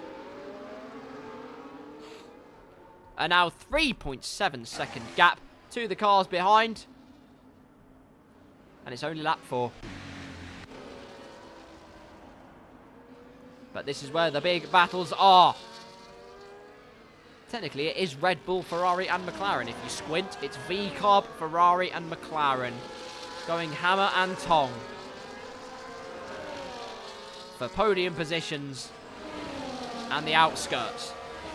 Stark, though, looks to have a good opportunity here. Doesn't need the RS to charge down the inside. Late on the brakes. It's almost too late. Just gets the car stopped on time. J-Lane holds it around the outside, though, and does very well to keep P2 in his possession. And Thanassi at this point is just all the time finding that extra grip when no one thinks it's possible. Raptor, meanwhile, into the pit lane. And is this front wing damage, or is it a bold call to strap on the intermediate tyres? I'll tell you what it is right now. It is a bold call. The first driver to take the plunge onto the intermediates here in the downpour of Singapore. The Haas driver, is he cooking? That's the question, and we'll have the answer very, very soon indeed. Giraffe with a 3-second time penalty for multiple warnings. He's still on the wet tyres, is Mr. Long Neck Man. Pathyman also on the wet tyres, watching where Big Sam comes out as well. He's put on the intermediate tyres. And let's see what the Raptor can do. What can he sink his fangs into? At the moment, he is catching Vulcan. Not by much, but it is by a little bit. Basically a barometer for the other drivers.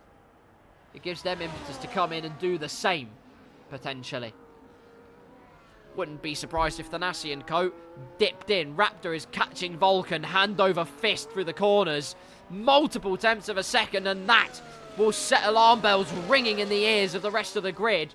Thanassi setting purple sectors all the while, but the intermediate threat is arriving.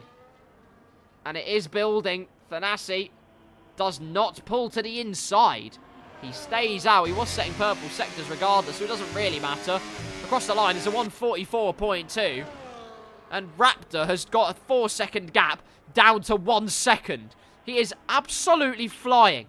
The Haas driver could have pulled an absolute worldie here. Where in the first race it didn't quite go his way. In the full wet conditions it wasn't the finest start. But now he could be ferociously firing up these intermediate tyres. Vulcan stays out for another lap of pain to no gain. Because here comes the Raptor with ERS being used. Surely it's a dive down the inside. It's a crisp dive and cleanly through into P10. We have Wilco and Buck57 diving into the pit lane, onto intermediates. There you go. Out they come. The gap between themselves and Raptor now 7 whole seconds. Raptor could have done a madness. Still checking all the while to see what Thanassi's pace is looking like. Not that he's having any problems on his full wet tyres, despite the fact that he's gone slightly wide at the left-hander, which you might want to look into. Not all of us are perfect, I can confirm, not even Thanassi. But you have to ask, when are those intermediates going to come on? When is the call going to be made? Who will be the boldest and bravest? Who will set the switch onto the faster compound? Pathiman's into the pit lane for his set of intermediate tyres. And if Thanassi manages to lap Pathiman in all of this, that will be a proper barometer in terms of whether he may... Nope, never mind, he doesn't need it. Into the pits he goes. The stewards would look at that and think, oh, he's crossed the white line a bit, but guess what? Doesn't need to worry about it. Into the pits he goes. Buck20 stays out. J-Lane and Stark have come in for inters. Has Buck20 been hung out to dry? Quite literally. Intermediate slapped on the Williams car. Thanassi will regain the lead of the race. But watch Raptor. Where is he in all of this? Through the final 2 corners he goes. Has he just done the maddest undercut the world has ever? It's a 142.2. Out of the pits comes J-Lane. Raptor is up to P2. A scintillating undercut of unprecedented proportions. The Haas driver, it really is the American dream. Up into P5, provisional P2 on the road. Loving life on the intermediate tyres. Of course, they are a couple of laps older, and that can make all the difference. But as far as undercuts go, that is job done for the time being. Just 3 drivers left. Don't need that. Just 3 drivers left to come into the pit lane before they're all on the intermediates, and they would rather do that. Well, they want to do that sooner rather than later, really. Especially in the case of Pretender, because here's Thanassi. Let's ride on board with Pretender, actually. Here he is. You know, just going through the left-hander. It's a nice little day out. He's actually quite close to Dirkleton here. Yes, he has got 10 seconds worth of penalties, and that's not ideal. But equally, you do have to say it's been an admirable showing so far. And actually, Thanassi not catching up to him by that much, and that will encourage Mr. Pretender just a little bit. As oh, hello, that's slightly more ominous. He's gained 4 tenths. Right, well, it's no panic yet. Heading through the final 2 corners, you know, it happens to the best of us. You know, Thanassi catches up to everyone. Oh, no, he's a lot closer now. Oh, no, well, I'll stay out, just, you know, annoy his race a little bit. But through the final 2 corners, I mean, if you're on intermediate tyres, it's not even close. Thanasi's going to blaze past, and even with trying to use the slipstream and a bit of overtake and defensive duties, Raptor goes into the 141s. Thanassi goes through into P3. And now we ride on board with the Williams driver. It's from the Hunter to the Hunter. Wait, the Hunted to the Hunter, should I say? That came out wrong. I know what I'm talking about. Dirkleton using all of the track to try and keep the lead as much as he can. But resistance is futile. There's no point, because there's a fist of fury coming through round the outside, and you know he will dance round the outside, even with Dirkleton's robust defence at the best of times. It's never going to be the difference maker. Not in this scenario. Through goes one Williams. The other Williams, though, is in the wars. Buck 57 having a potential dance and do-see-do with Barrier. And he actually has. He's lost a part of his right-hand side. Well, I do say, Barrier does bite. Don't take that lightly. I mean it.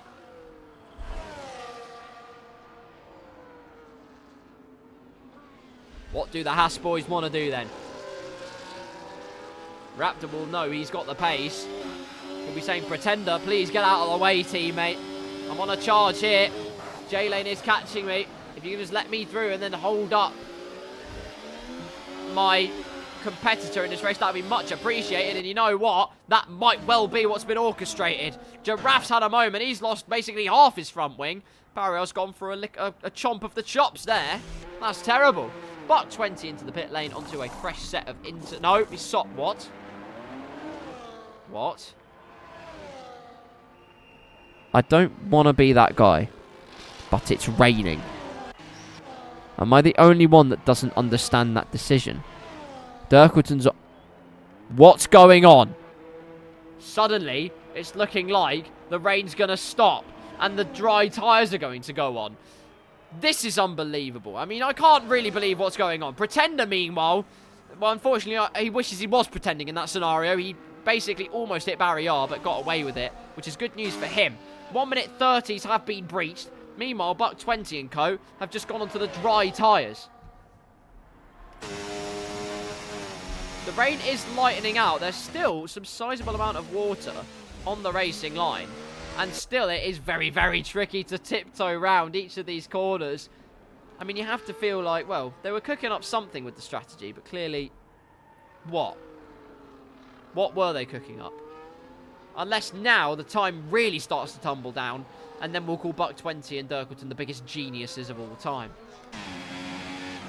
Jamie Tarquin, meanwhile, look at the confidence on the brakes. Pretend there's no avenue through at this particular section. Are you feeling brave and bold, Jamie Tarquin? I thought he was going to go down the inside. He should have gone down the inside, really. Unbelievable stuff. But a bit of slipstream to boot, a bit of ERS. Surely a tasty dive. No, Pretender covers the inside line just a little bit. But the switchback on the superior rubber. Jamie Tarquin has to use the straight line speed of his Red Bull machine to try and get through into P8, which he duly does. There you go. The Red Bull's more competitive than in real life. Stark into the pit lane, and he's onto the dry tyres as well. It looks like it could well be time. Maybe the strategy call from the engineer has come through. And I'll tell you what, it's about time it did, because the rain has now stopped. The mad Singapore Grand Prix. What is going on? Magic goes up to P7 in all of this. Good man. What an absolute legend. Pit onto dries next lap. You'll thank me later. Do the hard tyres. You might actually cook. I'll be honest with you. 4.3 seconds off his next closest competitor is Buck 20. We're seeing the delta between him and Wilco at the moment. He's still losing time. It is not the time to go onto the dry tyres. I can confirm. Stay on those intermediates. Weather the storm just a little bit longer. Perhaps pit at the end of this lap just to be safe. But on the whole, the advantage is not nearly as much as you otherwise would have hoped. There's another yellow flag in all of this, and Pretender is off. So onto the hard tyres. They're going to be, well, fit for an Eskimo more than anything else, but that's no consolation. He needs to get some temperature into those tyres, and fast. Thanassi, what does he do? He will play it safe, although cutting the pit lane white line again. Will that attract the ire of the stewards? The answer is no, it won't. They don't care. They do not care one bit. DRS enabled. It's the perfect time to strap on some dry tyres. Raptor gets a 10-second time penalty for speeding in the pit lane. That is disastrous. I don't have anything else to say other than that is absolutely disastrous. Buck 20 inherits the lead of the Singapore Grand Prix, and now we can officially call him a genius. Through the first 3 corners he goes. He was fastest lap of the race as well. It finally was that time. If he pit just a lap later than he did, actually it would have been the proper cookage, although he was on the wet tyres. So really, he had his arm tied behind his back. He had no choice but to go for that particular eventuality. Raptor with a 10-second time penalty. Please don't tell me J-Lane's got the same. No, he doesn't. It's only a 3-second time penalty for Mr. J-Lane. Lap number 11. We're into double figures of this race already. And Buck 20 is your race leader. Thanassi in P2 on the medium tyres. Raptor in P3, but with a 10-second time penalty looming over his head. J-Lane in 4th, Stark in 5th, Millo in 6th, Dirkleton up to 7th when all is said and done, Wilco 8th, Jamie Tarquin 9th, and Magico holding station in P10 at the moment, and with a sizable gap. He remains in 6 seconds of Jamie Tarquin. He's laughing. More inheritance for him. There's a safety car. What the hell's happened? Giraffes happened. That's the answer. No front wing. And out of absolutely nowhere, any advantage that Buck 20 thought he had has been completely eroded. Pretender's got a drive-through penalty for speeding under the safety car. And Giraffe going for the old Formula 3 approach in terms of aerodynamics. I can tell you now it does not yield any advantage. Perhaps it'll make the game feel more like F1 23, which will make it better. You know what, Giraffe? Keep the front wing off. You might have started a trend here.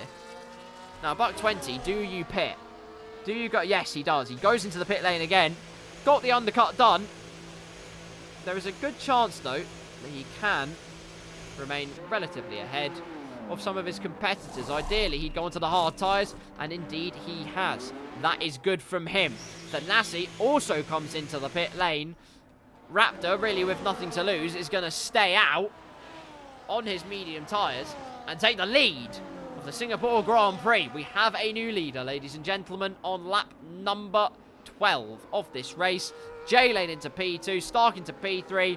Giraffe's day is done. He had his neck on the line, and his neck's been wrung out in the rain, and it only brought him pain, which is such a shame. But he's into the pit lane. And to home, he'll catch the train. Like now, because he's left the session. Give me a call, Shakespeare.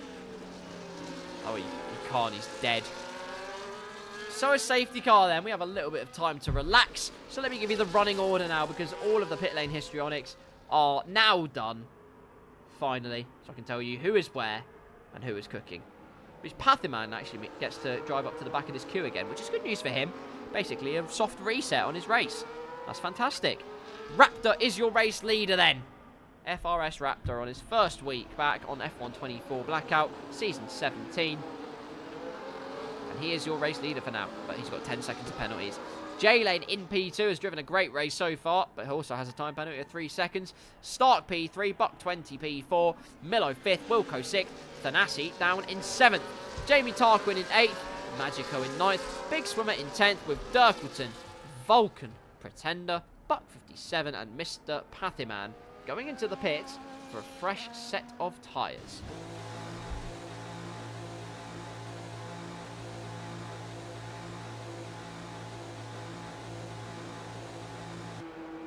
Here is evidence that Alpine in the game can do a better pit stop than Alpine in real life. And there you go. Pathiman then onto 1 lap, well 0 lap old, brand spanking new medium tyres. You can still see the sheen on them. Unbelievable. Out of the pit lane he goes, and now he's just got to catch up to the back of the queue. Which shouldn't be too difficult, all things considered, but you never know. I've seen stranger things in my time.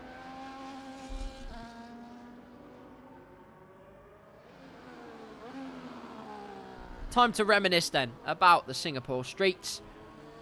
The circuit was first introduced to the Formula 1 calendar. Its inaugural Grand Prix in 2008. The first night race in Formula 1. And it also had a dark cloud which loomed over the sport for many years to come. It was also known as Crashgate, which gave Fernando Alonso the win. He didn't know about it, but his team certainly did.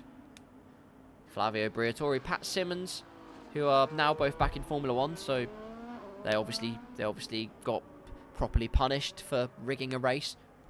And Nelson Piquet Jr., who was exonerated for crashing out. I was going to say he didn't have to do it, but then I suppose he would have just been kicked out of Formula 1 altogether if he didn't, so there you go. But, you know, just integrity. But at the same time, it's Flavio Briatore. He doesn't have integrity. Anywho, we then, after Fernando Alonso won it in 2008, he would do the same again in 2010 in what was the closest finish at a Singapore race, I believe, in its running so far. Maybe other than 2023, but 2010 was a good race. A race-long, hard-fought slug-out between Alonso and Sebastian Vettel also remains Alonso's only Grand Slam in Formula 1 to this day. For now. I won't tempt fate. Don't worry. Of course, it's seen many a dramatic moment, like I say, Crashgate. Saw many dramatic moments at the Singapore Sling, which used to be the triple chicane, as he headed into Sector 2. Where I believe it's... Turn 9 is? I think it is. I think it's turn 8 or 9. I can't remember. I think it's turn 9. That left-hander used to be the Singapore Sling. Like I say, a triple chicane. It was a bit mental. And it did cause a lot of drivers' problems. Then it was changed in 2013 because Singapore became woke. But the racing and the drama certainly didn't. 2017, it paved the way for Hamilton to claim another world championship, essentially, as the Ferrari implosion began. As Vettel came across Verstappen. Verstappen wiped it off and said, "Say sorry." I'm joking. I mean, it was a bit mad though. So you got Verstappen got pincered, nowhere to go. Alonso got caught up in the crossfire. Vettel spun out on fluid from his damaged radiator. Hamilton went on to win the race with Ricciardo second. 2018 saw possibly one of the best qualifying laps of all time in the sport. Hamilton claiming pole position in what was otherwise up to that point a very subpar weekend for the Mercedes outfit. But he did the unthinkable, as the great drivers always seem to do. 2019, it would be a race win, the final race win for Sebastian Vettel.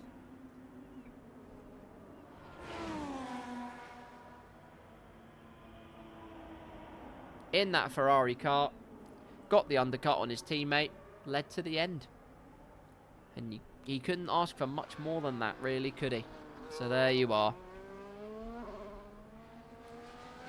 Of course, a man ate a bat, so then we missed 2020 and 2021. 2022, it came back. Sergio Perez won in 2022, and then Red Bull proceeded to have no pace around Singapore in what was a total wipeout. They swept the floor with everybody, and yet their Achilles heel was the Singapore Grand Prix. The safety car is in at the end of this lap. Pathiman will be very, very close to catching up to this train. Hopefully Raptor slows down enough so Pathiman actually can catch up. He's weaving away, warming up the tyres. We'll ride on board with J-Lane. So we have a front row seat to the restart from the Haas driver. And that was contact. It's getting frisky. He will say he brake tested him and then drive into the side of him. Or maybe he won't. Oh, maybe that was a brake test. Oh, it's getting tense. But the Mr. Raptor pulls the trigger. And we are back racing in Blackout at Singapore. Across the line they go. And Buck 20 is already on the move. On the fresher rubber. Down the inside of Stark. And into P3 he goes. A divine restart from the McLaren man. And look at that. The track actually looks like it's drying in different places. They added that and not a good handling model. I don't know what else to say. Thanassi's already on the move. He's past Wilco. Up into P6 he goes. Next target up the road, Mr. Millo. Although Wilco might not be done yet. But saying that, Jamie Tarquin's going for it. Down the inside, also on the hard tyres. Contact made. Jamie Tarquin half spun. Magico takes evasive action. Make that Big Sam taking offensive action. Down the inside of the Mercedes driver. Magico displaced, loses composure, and Jamie Tarquin spares his blushes just a tiny bit and gets up back into P9. Down the inside of Big Sam goes Jamie Tarquin. That's a feisty manoeuvre. Big Sam shuts the door on that one, though. A great return to racing at the restart. Jamie Tarquin taking that wide line, looking for the best possible exit. Instead, though, he's more under pressure from Magico. than he is than pressurising Big Sam up ahead. Magico's revitalised himself in the off-season. Wilco's had a problem. A big, big problem. Hitting the wall. His front left end plate has come clean off. And it's disaster for the Italian stallion, who has been ketamine infused. And it's another safety car. No, it's not, because it's a graphical glitch. Nice try, game. Raptor with the fastest lap at 1:31.040, which is great until you see the penalty amount, and it's 10 seconds. Vulcan up into P13 because Pretender has a drive-through penalty to serve. We are halfway through the Singapore Grand Prix, ladies and gentlemen. And there is already some incredible racing that is happening here. Jamie Tarquin on the move, surely. ERS being deployed to great effect. Big swimmer, well, powerless to resist. And defenceless against the almighty destroyer that is Jamie Tarquin in the Red Bull. Big Sam will not give up, though, keeping him honest for the time being. That's exactly what he needs to do. DRS, of course, enabled. It's one lap, of course, until it's enabled in the dry conditions. I forgot about that. Hence why Jamie Tarquin probably thought it was slightly too easy for him. Stark piling on the pressure on Buck 20 again, though. Those tyres might be newer, but they are harder. And whilst the softer compound has the advantage, Stark will use it to the best of his ability. Buck 20 keeping J-Lane in sight. Stark keeping Buck 20 in his reticule. His crosshairs firmly locked to the diffuser of the McLaren. So late on the brakes for Stark. That's unbelievable confidence. Not short of it in that Ferrari car. He's absolutely flying. Meanwhile, another man that could be on the move soon is this man, Thanassi. 1:30.9. Make that Jamie Tarquin with the fastest lap with a 1:30.8. They are flying round this track.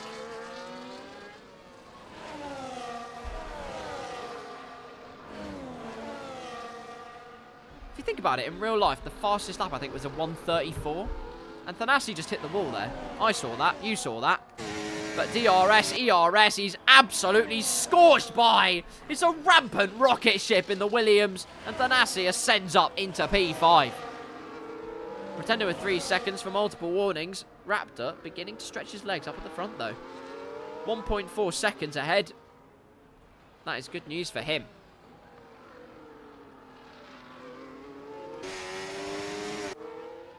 Magico's had a good run of things, I must say. Got the podium in Austria, and you might say that's just a fluke, it's Formula 2, but he's doing well even in Formula 1 as well. He has come on leaps and bounds since the end of last season, like I say. It was just pain for him, bless him. He just wanted the feeling of being able to fight at the front again. He's got that already, by quite some margin. Jamie Tarquin with another 3-second time penalty. If Jamie Tarquin scored as many points as he had time penalties seconds, he would be world champion in no time. Just saying. Still a 1.5 second gap between Raptor and J-Lane as we head on to lap number 18. And now finally Buck 57 has weathered the storm and now can start piling on the pressure because Thanassi is arriving on the scene very quickly indeed. And the sooner he can get past J-Lane, the better. He will have DRS at his disposal, but is he close enough? Overtaken, DRS being used, and Buck 20 can't get anywhere near J-Lane. It's disastrous for him. Millo, meanwhile, looked to be threatening Thanassi for a brief moment, but not to be. Does have a lot of ERS, though, at his disposal, so... Never say never. Time will tell. Why is the Ferrari engine noise so bad? Like, am I the only one that's noticing this? Honestly. Why is it so bad? The Mercedes one, I mean, the gear changes are still terrible, but, you know, at least it's a Mercedes engine. You can tell it is. The Honda engine, it's a Honda engine. Again, downshifts and upshifts are absolutely terrible. It sounds like someone's having a stroke. Why? What's the point? And then after all of that, you think, actually, no, Alpine? Again, not a great engine noise. It sounds more like a Mercedes than an Alpine. But at least it's an engine noise. And then, when you think it's all over, you go to Ferrari. Why did they record it with a Pepsi can? What is that? It's better quality on F1 97. Or RuneScape. What on earth was that line? That's a time penalty. Would you believe it? I certainly don't. Raptor's creative interpretation of the track limits was not impressive in terms of the steward's point of view. And so there you go. J-Lane perhaps creating his own little DRS train here. Thanassi's joined the back of it now. All aboard! Used to be Stark's train, now J-Lane's offering the goodies. In first class today, we have a world full of world cuisine. And so that makes it a very heavy carriage.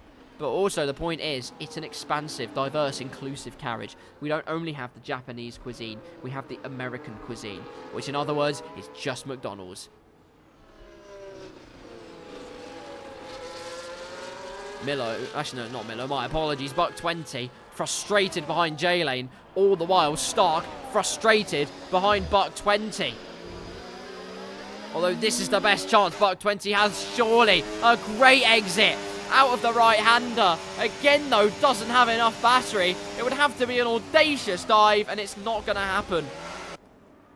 And there's a bit of a slide on the way out. Mistake made. Surely this is the opportunity Stark's been looking for. No, because Thanassi comes charging through out of nowhere and takes P4.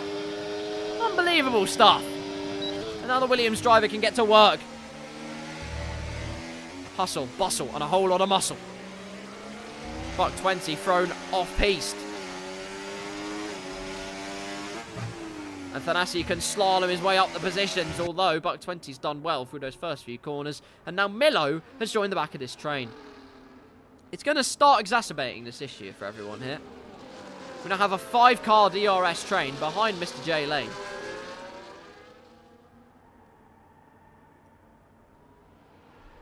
Let me put it in perspective for you all right now. Raptor has 13 seconds worth of penalties. If the race were to end where it was now, he would finish in 10th. Dirkleton is not close enough, although if he gets any more penalties, Raptor, he could go from first to last, despite being first on the track. Those are your fastest laps of the race so far. Some 1 minute 30s popping up here and there. I say some, only 2. One from Jamie Tarquin, and an absolute world beater from the Williams driver. Of course, it's Thanassi. Would you believe it? It's all well and good seeing the fastest lap for all the drivers, but I'd rather see the last lap that they did. Unless that is actually what happens and I'm just being an idiot. But at the moment, like, you just see the fastest laps. Like, what's the point? Through the final corner, yeah, it's just the fastest lap. What's the point in that? That's dumb. That's dumb. I don't like that. EA Sports do better. Actually, on that lap, Raptor's not had a good run of things. J-Lane is catching up to the Haas car, using some battery, and within DRS, protecting himself from Buck 20. Not only that, giving him the impetus to go on the attack. He didn't get DRS. How did he not get DRS? He's within a second. Well, by the detection point, it's actually a lot earlier. So that's why. My God! Look at that aerial angle. Thanassi barging his way through, down the inside, had his car alongside. Buck 20 will feel that was slightly too robust for his liking. Either way, Thanassi ascends his way up into P3 now. Only 2 cars between himself and the position he believes to be rightfully his. So let's see him cook. Buck 20's frustrations fired up even more because he's got a 3-second time penalty for exceeding track limits a few too many times. And that is not ideal.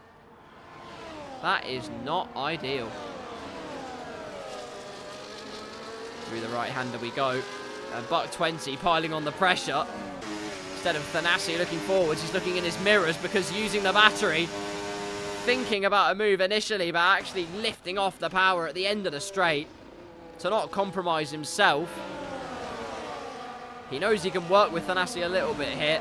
Use the DRS to propel them both along here and not displace them from the battle up at the front, even if they are drowning in penalties. There's still time for magic to happen here. Speaking of magic, Magic goes in P10. What a legend. Keeping up with Buck 57. Who, by the way, is on He's on 8 lap off softs and might well go to the end on the soft tyres. If he does do that, that'd be quite something. Round the outside, another change for the lead as J-Lane has the inside. There's your leader. Mr. J-Lane, the V-Carb driver, moves up into the top spot. And now Raptor has really got to have his wits about him because look who's next.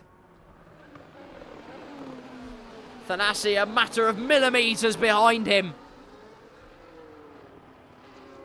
And it's going to get very oh no! Jamie Tarquin has left the session.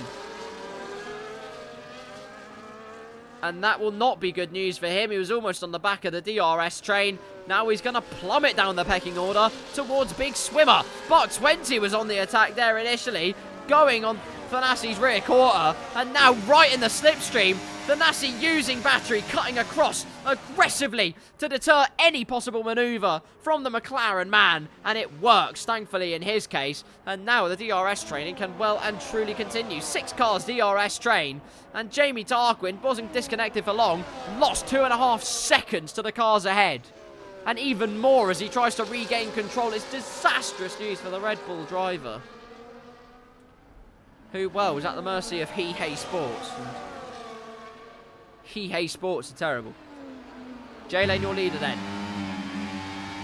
Has a gap of 13.8 seconds to the man in second, if you know what I'm saying, but not for long, because here comes Thanassi, round the outside, brave on the brakes, and manages to keep it on the road. Brave on the brakes, it's beautifully done and crafted by the Williams driver. And now just one car between himself and top honours.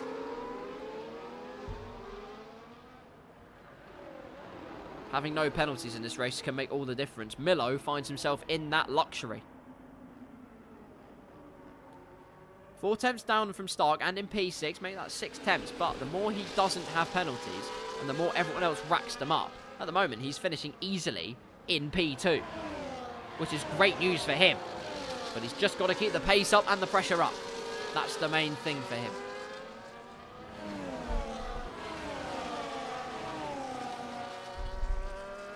Watching Pathyman actually didn't manage to get up to the back of the safety car queue, but he is slowly but surely catching up to Mr. Vulcan up ahead. All things considered, has driven a good race. The start didn't go his way, and it's kind of shafted him ever since. But other than that, he has been consistent in pace. So when things do go his way, it could be good news. Jamie Tarquin's left again. That could be curtains for the Red Bull driver.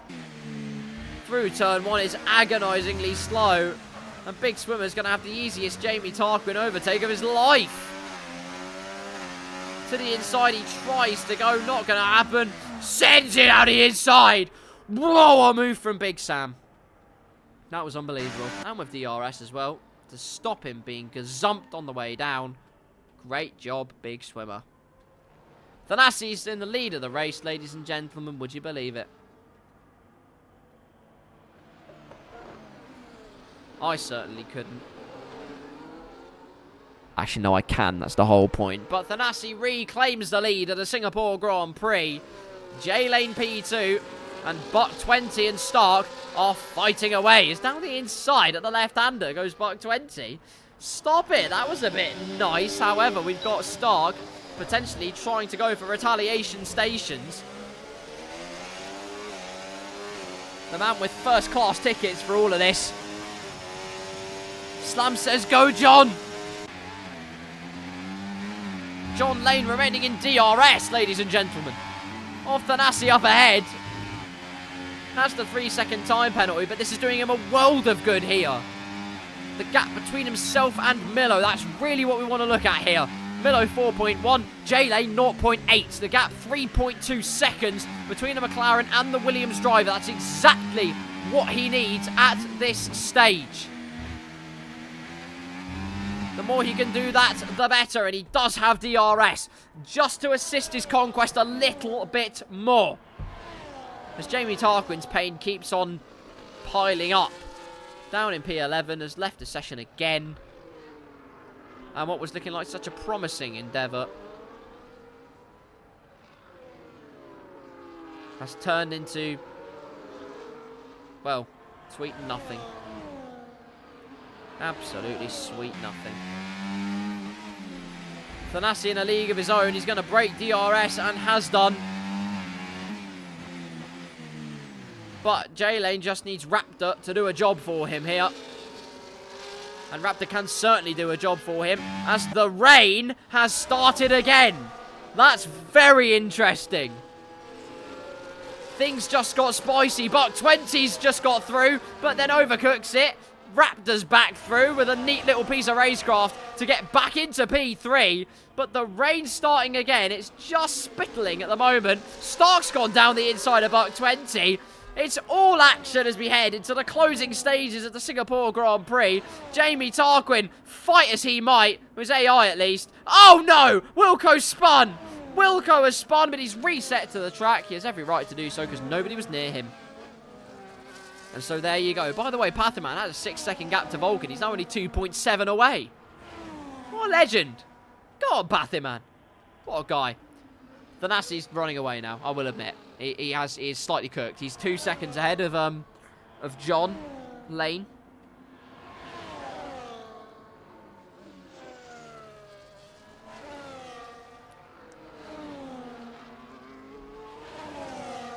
And Jamie Tarquin's in P10. That's because people are in the pit lane. Wilco on inters and Magico on inters. A couple of people thinking there's nothing to lose. Let's give it a shot. It doesn't look like it's raining enough. Not nearly enough. Almost looked like the rain stopped there for a second. Maybe they've seen something that I haven't, but it really doesn't look nearly wet enough to be in this particular position. Slap the lap timer on at the top right just to see what the times are looking like in comparison. Through the second sector split and the gap, well, 5 seconds down on his previous time. Magico and Wilco might have cooked. It might be cookage here. That has been the story of the day. The people that have dared to dream and been bold and brave have made the difference. And that could prove to be the case once again. Yellow flag in Sector 3. Raptor's had a problem. He's in the wall, reversing back out onto the track. Don't do that too much. They'll disqualify you, mate. Luckily, the stewards have looked upon him favourably. And away he goes, albeit with egg on his face. Buck 20 and Stark into the pit lane for intermediate tyres. That was the quickest pit crew I've ever seen in my life. You all saw that. Aliens are at work. Only 4 laps to go of this race. We're still waiting to see if Thanassi and John and Millo and others will indeed take the risk. Take the giant stratospheric leap onto intermediate tyres. Well, it must. I think Jamie Tarquin is back in control of his car, which is great news for him. No, he's not. Pathyman's down the inside. Through goes Pathyman into P6. What? Oh, no! Jamie Tarquin's AI terrorising the Frenchman. Pathyman's white flag inadvertently waved. And, well, he's in P7 still, which is good news for him. But Jamie Tarquin's AI having none of it there. Pit manoeuvres the Frenchman. And he will be... Well, it is... He is Savomal. As he had a slide out of there as well. Big Sam's gone through and all of that. Let's see what the gap between Magico and Dirkleton up ahead is. Well, Dirkleton's gone on to the intermediate tyres, which could be interesting news. Magico also on the intermediate tyres. We're just seeing now Dirkleton's gap between him and Pathyman, essentially. Thanassi loving the changeable conditions. He's peeled into the pit lane.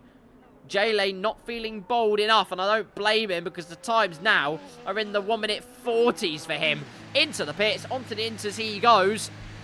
DRS disabled. Again, it's perfect timing for these two. My God. Fair play to them. As Thanassi trundles down the pit lane. My controller's having an interesting time. And... My game's having an interesting time. It's aliens at work once again. But Buck 20 and Stark will go through. The intermediate undercut has paid off for them. But time penalties will help out J-Lane just a little bit. Oh. There's a safety car. Why is there a safety car? What have I missed this time? I don't know. Raptor, he's fine. Buck 57, he's fine. Vulcan, he's fine. Pretender, he's fine. Pathiman. Less fine. That explains it. Pathiman doesn't have a front wing, really. That explains why there's a safety car. That seems very... That seems like a very, very strict safety car. They have put it onto an increase because we genuinely had no safety cars last season. But, like, even so, that is borderline too strict. And that means J-Lane, who looked for on course for a surefire podium when all was said and done, now probably won't get a podium at all because Millo is going to be right on the back of this train again. That's disastrous news for him. Out of the pits goes Pathiman. We have our second and, I imagine, final safety car of the day. Right at the end to spruce things up. I have trust issues with the safety car graphic now because literally it just comes on when it wants to, even when it's not even on the track. So I usually ignore it, but this time I actually shouldn't have. Can't win everything. I don't know.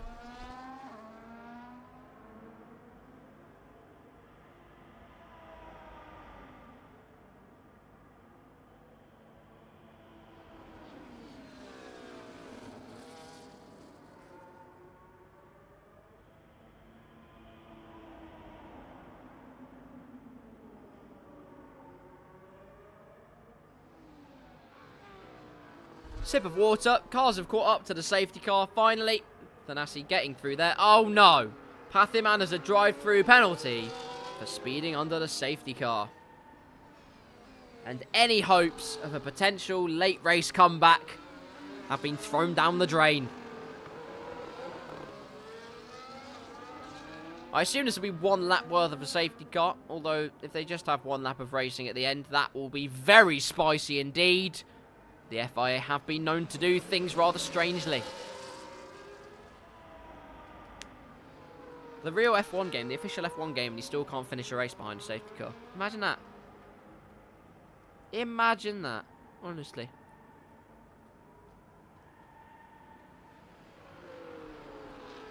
Dirkleton and Jamie Tarquin getting... Oh, right. Why? What? Is that Jamie Tarquin's AI?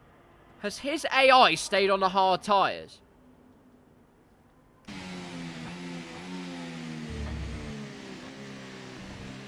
It has. His AI is actually... Right. Red Bull are cooked. So not too unlike real life, I suppose. I imagine we will get a notification very, very shortly saying safety car in this lap. Get ready. It's Banzai Bill. All the way to the end of the race. Don't crash and make a fool of yourselves. Indeed, safety car in this lap. Oh, good grief. Oh, no. Dirkleton's got a 10-second penalty for ignoring yellow flags. And Magico would rather he didn't do the same, honestly, given everything. Jamie Tarquin is not even getting out of the way of people. Is Jamie Tarquin back in control of his car? Oh. Magico... Right, everyone's going to get penalties then for overtaking Jamie Tarquin. I'm sure that will be investigated. Either way, we're going to watch Buck 20's perspective of Thanassi taking the restart for 2 laps of this Singapore slobber knocker. It's going to get very interesting indeed. Through the final couple of corners, when does Thanassi pull the trigger? He's pulled it now. We are back racing for 2 more laps of the Singapore Grand Prix. And where it was Buck 20 on the move the first time, looks like it could be roles reversed this time. Stark looks to the inside, but nothing doing there. Braking zone too short, not enough impetus to go for it. And so Thanassi remains in the lead. Buck 20 in second, Stark in third, Magico with a 3-second time penalty to add to his woes even further. J-Lane in fourth, Millo in fifth. And then Big Swimmer is all over Millo. But these are the conditions he revels in. It's his favourite. Buck 20 might have 9 seconds of penalties, but he's saying, I want to win this on the track. At least that's the man with the plan right there. In the papaya machine. I doubt that Zeus will have anything... Well, Zeus will say not if I have anything to say about it. 1.5 laps to go. It's not a safety car, people. I can confirm it's EA Sports forgetting to put their binoculars on. Wilco's got past Magico in all of this chaos. Unbelievable.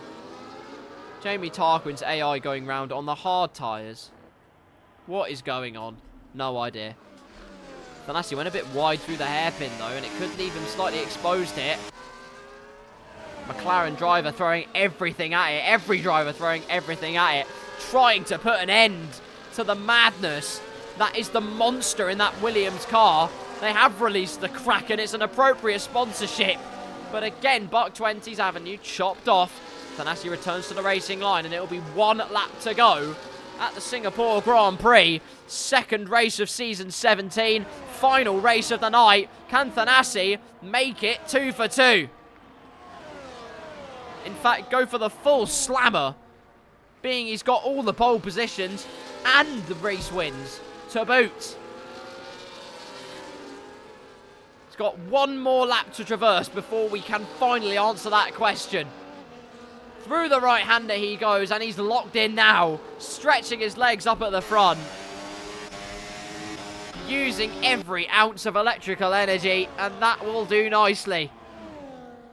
That will do nicely for him. Going wide goes Buck 20 in all of this.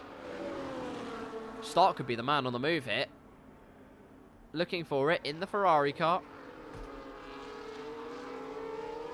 Again, though, the ebbs and flows of the wet conditions at Singapore. Just no opportunity presenting itself. Pathiman deciding, you know what? It's a good time. We tried. We'll get him next time.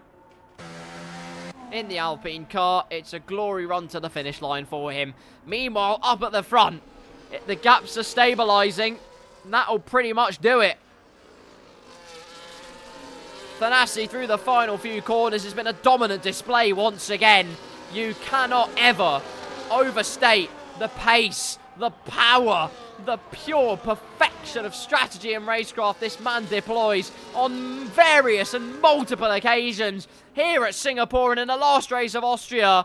It's the epitome of that particular statement. Through the final 2 corners, it's sensational in Singapore. Thanassi, tremendous. It's the race win once again. It's 2 for 2. In Blackout Season 17, in the first week back, Stark claims P2 by the narrowest of margins to Millo, who, once penalties are taken into account, claims P3, only 56 milliseconds in it. J-Lane claims a well-deserved and very well done indeed P4. Big Swimmer 5th, Buck 20 in 6th, Vulcan 7th. That's unbelievable. What a day for V-Carb. Wilco in 8th, Raptor in 9th, Dirkleton 10th and Magico 11th, although they will contest that because Jamie Tarquin's AI was playing games. Buck 57 claims P12. Jamie Tarquin's AI crosses the line on the hard tyres. Pretender will end it there. And Pathiman was lapped on the line. Saw him stopped by the start-finish line when Thanassi came through. And that will conclude proceedings. Week 1 of Season 17 done and dusted. And what a return it is. Me and Dirk will move up due to the... Okay, good. Okay, good. I was going to say that looked very dubious, so that's good. I don't know where that puts you. I think, like, 7th and 8th, I'd be tempted to say. Either way, good race from you two. Well done. Podium-wise, though. I mean, familiar face at the top. Check that one out. The graduation from Formula 2 to Formula 1 in a record time did wonders for him. It's a win in Formula 1 at Singapore. Spraying the 7-up free. Congratulations to Stark and Millo as well. Can hardly get Millo off the podium sometimes. It took Formula 2 to do it. But now he's back again. And Stark, a great race. Well done to the top 3. Very well done. And oh no, we can't look at the leaderboard because we don't get to afford that luxury in this part of town. So I'll just tell you what the order was. Thanassi was P1. In P2 was Mr. Stark. Millo P3, J-Lane P4, Big Swimmer claimed 5th position, Buck 20 in 6th, and then I don't know. I am lost after that.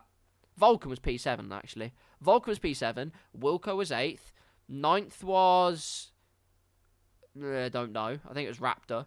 10th was Dirkleton and 11th was Magico, although like I say, that is penalties pending because they are probably going to get those removed, as it was very, very dubious indeed. And the only non-finisher we had was Giraffe. The only DNF we had was Giraffe. We had 2 safety cars. They look like pretty soft safety cars on the whole, but they did change the complexion of the race. And that's really all that matters. Whew. Wow. It is great to be back, ladies and gentlemen. It is so great to be back. My God, I have missed doing commentary for Blackout. It's been way too long. But we are back with a bang. Finishing with a flourish. And starting with Swaz. Pretty unbelievable. To summarise then, we were in F2 in Formula 2. And, well, Thanassi started the season as he meant to go on by winning convincingly. Jamie Tarquin claimed P2, and it was then a dogfight, a dice and a duel to see who would claim P3. It looked like it would have been a Millo or a Stark, but they had penalties. And so, up came to complete the simply best fairy tale you've ever seen in your life. Magico claimed P3 and some big, big points to start his campaign. Racing was fantastic as well. Wilco says, everyone gets pens, I win all. You know what? I'll take that as a prediction, though. I'll say everyone gets a penalty in the race except one. That's a good wild prediction for this season, actually. Other than my only 5 drivers will finish a race. Maybe even less will. Who knows? If it's anything like the random off week we had where we did no assists around Monaco, and I think only Timmelele finished the race, that was quite funny. And also an interesting one to commentate on, because you had to come up with quite a lot of conversational things to say in what was really an exhibition on the whole of just not hitting the Armco on the whole. Although J-Lane was leading by like 20 seconds, so who's the real winner? What else happened? We then moved on to Singapore. Qualifying was wet. Track got better throughout. Thanassi then dropped a sizable margin to everybody else, but J-Lane P2. And that was pretty tasty. Then the race came. Started wet. Eventually went to dry. Buck 20 played the conditions to perfection. And then a safety car came out. New tyres on his wagon. Thanassi made his way back to the front. And then the rain started again. And it would have been a great drive for Raptor until he unfortunately went into the wall. And like I say, a couple of soft safety cars. Haven't seen a safety car in a while in Blackout. Or at least not in that vast quantity. But, you know, just like in real life then. Piece of carbon fibre. Even a millimetric shard of it. No, race stopped. Don't bother. Absolute shambles. But in the end, Thanassi got 2 out of 2 race wins. 2 out of 2 race wins. Not only that, 2 out of 2 fastest laps in the race. Man is on 66 points already. Holy moly. So to answer Pure Tyric's question, could this be Thanassi's most dominant season yet? I tell you what, he's not started it badly, has he? So there you go. My goodness me. And you know what it means? Because Thanassi won the race. Because Thanassi won the race. It means we can slap on another wonderful graphic. Ladies and gentlemen, may I just show you all. Unveiled to the world for the first time. We have, ladies and gentlemen, your race-winning poster. Although I've done it slightly too big, so that's completely my fault. I do apologise. Race-winning poster. Thanassi takes top honours. And race winner twice as well, so I can use it twice. There you go. Again, made by my darling husband, the wonderful Magico. What a superstar he is. He is an absolute legend of the game. Wouldn't have it any other way. So there you are. There you are. A convincing win, a wonderful showing from Thanassi. I can move this back down now. There we go. Lovely jubbly. And now we can just wrap it up from there. Everyone, it is so good to be back. It is so good to be back. And I cannot understate that for 1 second. It's wonderful to return to the Blackout foray. It's wonderful to return to F1 24 commentary. It's wonderful to return to commentary. Full stop. It's been a while when doing this kind of thing. I have, though, been doing a bunch of Creator Series stuff, although that's been on F2. Found F2's been a very exciting prospect. And so I've been on that one, commentated with a bunch of very nice people, and it's just been a lot of fun. It has been a lot of fun, and that's what matters most. So if you want to watch me on the Creator Series, I don't know if I'm doing it this week on Friday, because I can't do the F1 one because I'm not available. I'm in London singing an Evensong, Southwark Cathedral, 4 p.m. If you want to meet me there, go there. If you enjoy church music and me singing tenor. But otherwise, yeah, not much to say, other than I'm on Creator Series occasionally. Also, I do commentary for St Albans City Football Club. My next one's on the 5th of October. Mix 92.6 is the radio station. Go and listen to it. Kickoff is at 3 p.m. And not only that, yeah, like I say, I do Creator Series, and I do this. And honestly, none of the Creator Series stuff, none of the St Albans stuff would be possible had it not been for the boys at Blackout. I love them to pieces. They are the reason I am where I am and continue to grow as a commentator. It is all because of them. So thank you, all of you, from the bottom of my heart. Blackout is goated. Nothing beats it. I'm not biased, I promise. Anywho, that will do it. Thank you, everyone, so much for watching this wonderful, wonderful League Racing series. Thank you for being a part of the listening experience. And thank you to all of the drivers for some wonderful racing, for my eyes to feast upon, and for my words to speak upon. It was a lovely time. If you did enjoy this wonderful, wonderful Blackout return, then please consider giving it a follow if you haven't already, this little Twitch channel. And if you go on a YouTube, I have 2 channels. I have KarlsCars, where you can find all of this completely uncut. So that's fun. And then also, I have a channel literally just called my name, Karl Paranik. I've been secretly uploading on there for the past 20 or so days. So you have a lot of content to feast upon, but I'm going to cut this down into highlights, and then I'm going to post the highlights on said channel. I'll post a link to that somewhere at some point. It'll probably be under my Twitch when I get round to it. But there you go. Plug over. All there is to say is thank you, as always, to Blackout for allowing me to commentate. Thank you to all of you for listening. Next week, guess where we are? We're off to Saudi Arabia and the Bahrain Grand Prix with a wet to dry race. It is a very exciting prospect. But until then, once again, thank you so much for tuning in and watching, whatever medium you're watching this on. Have a wonderful rest of your night. And until next time, goodbye.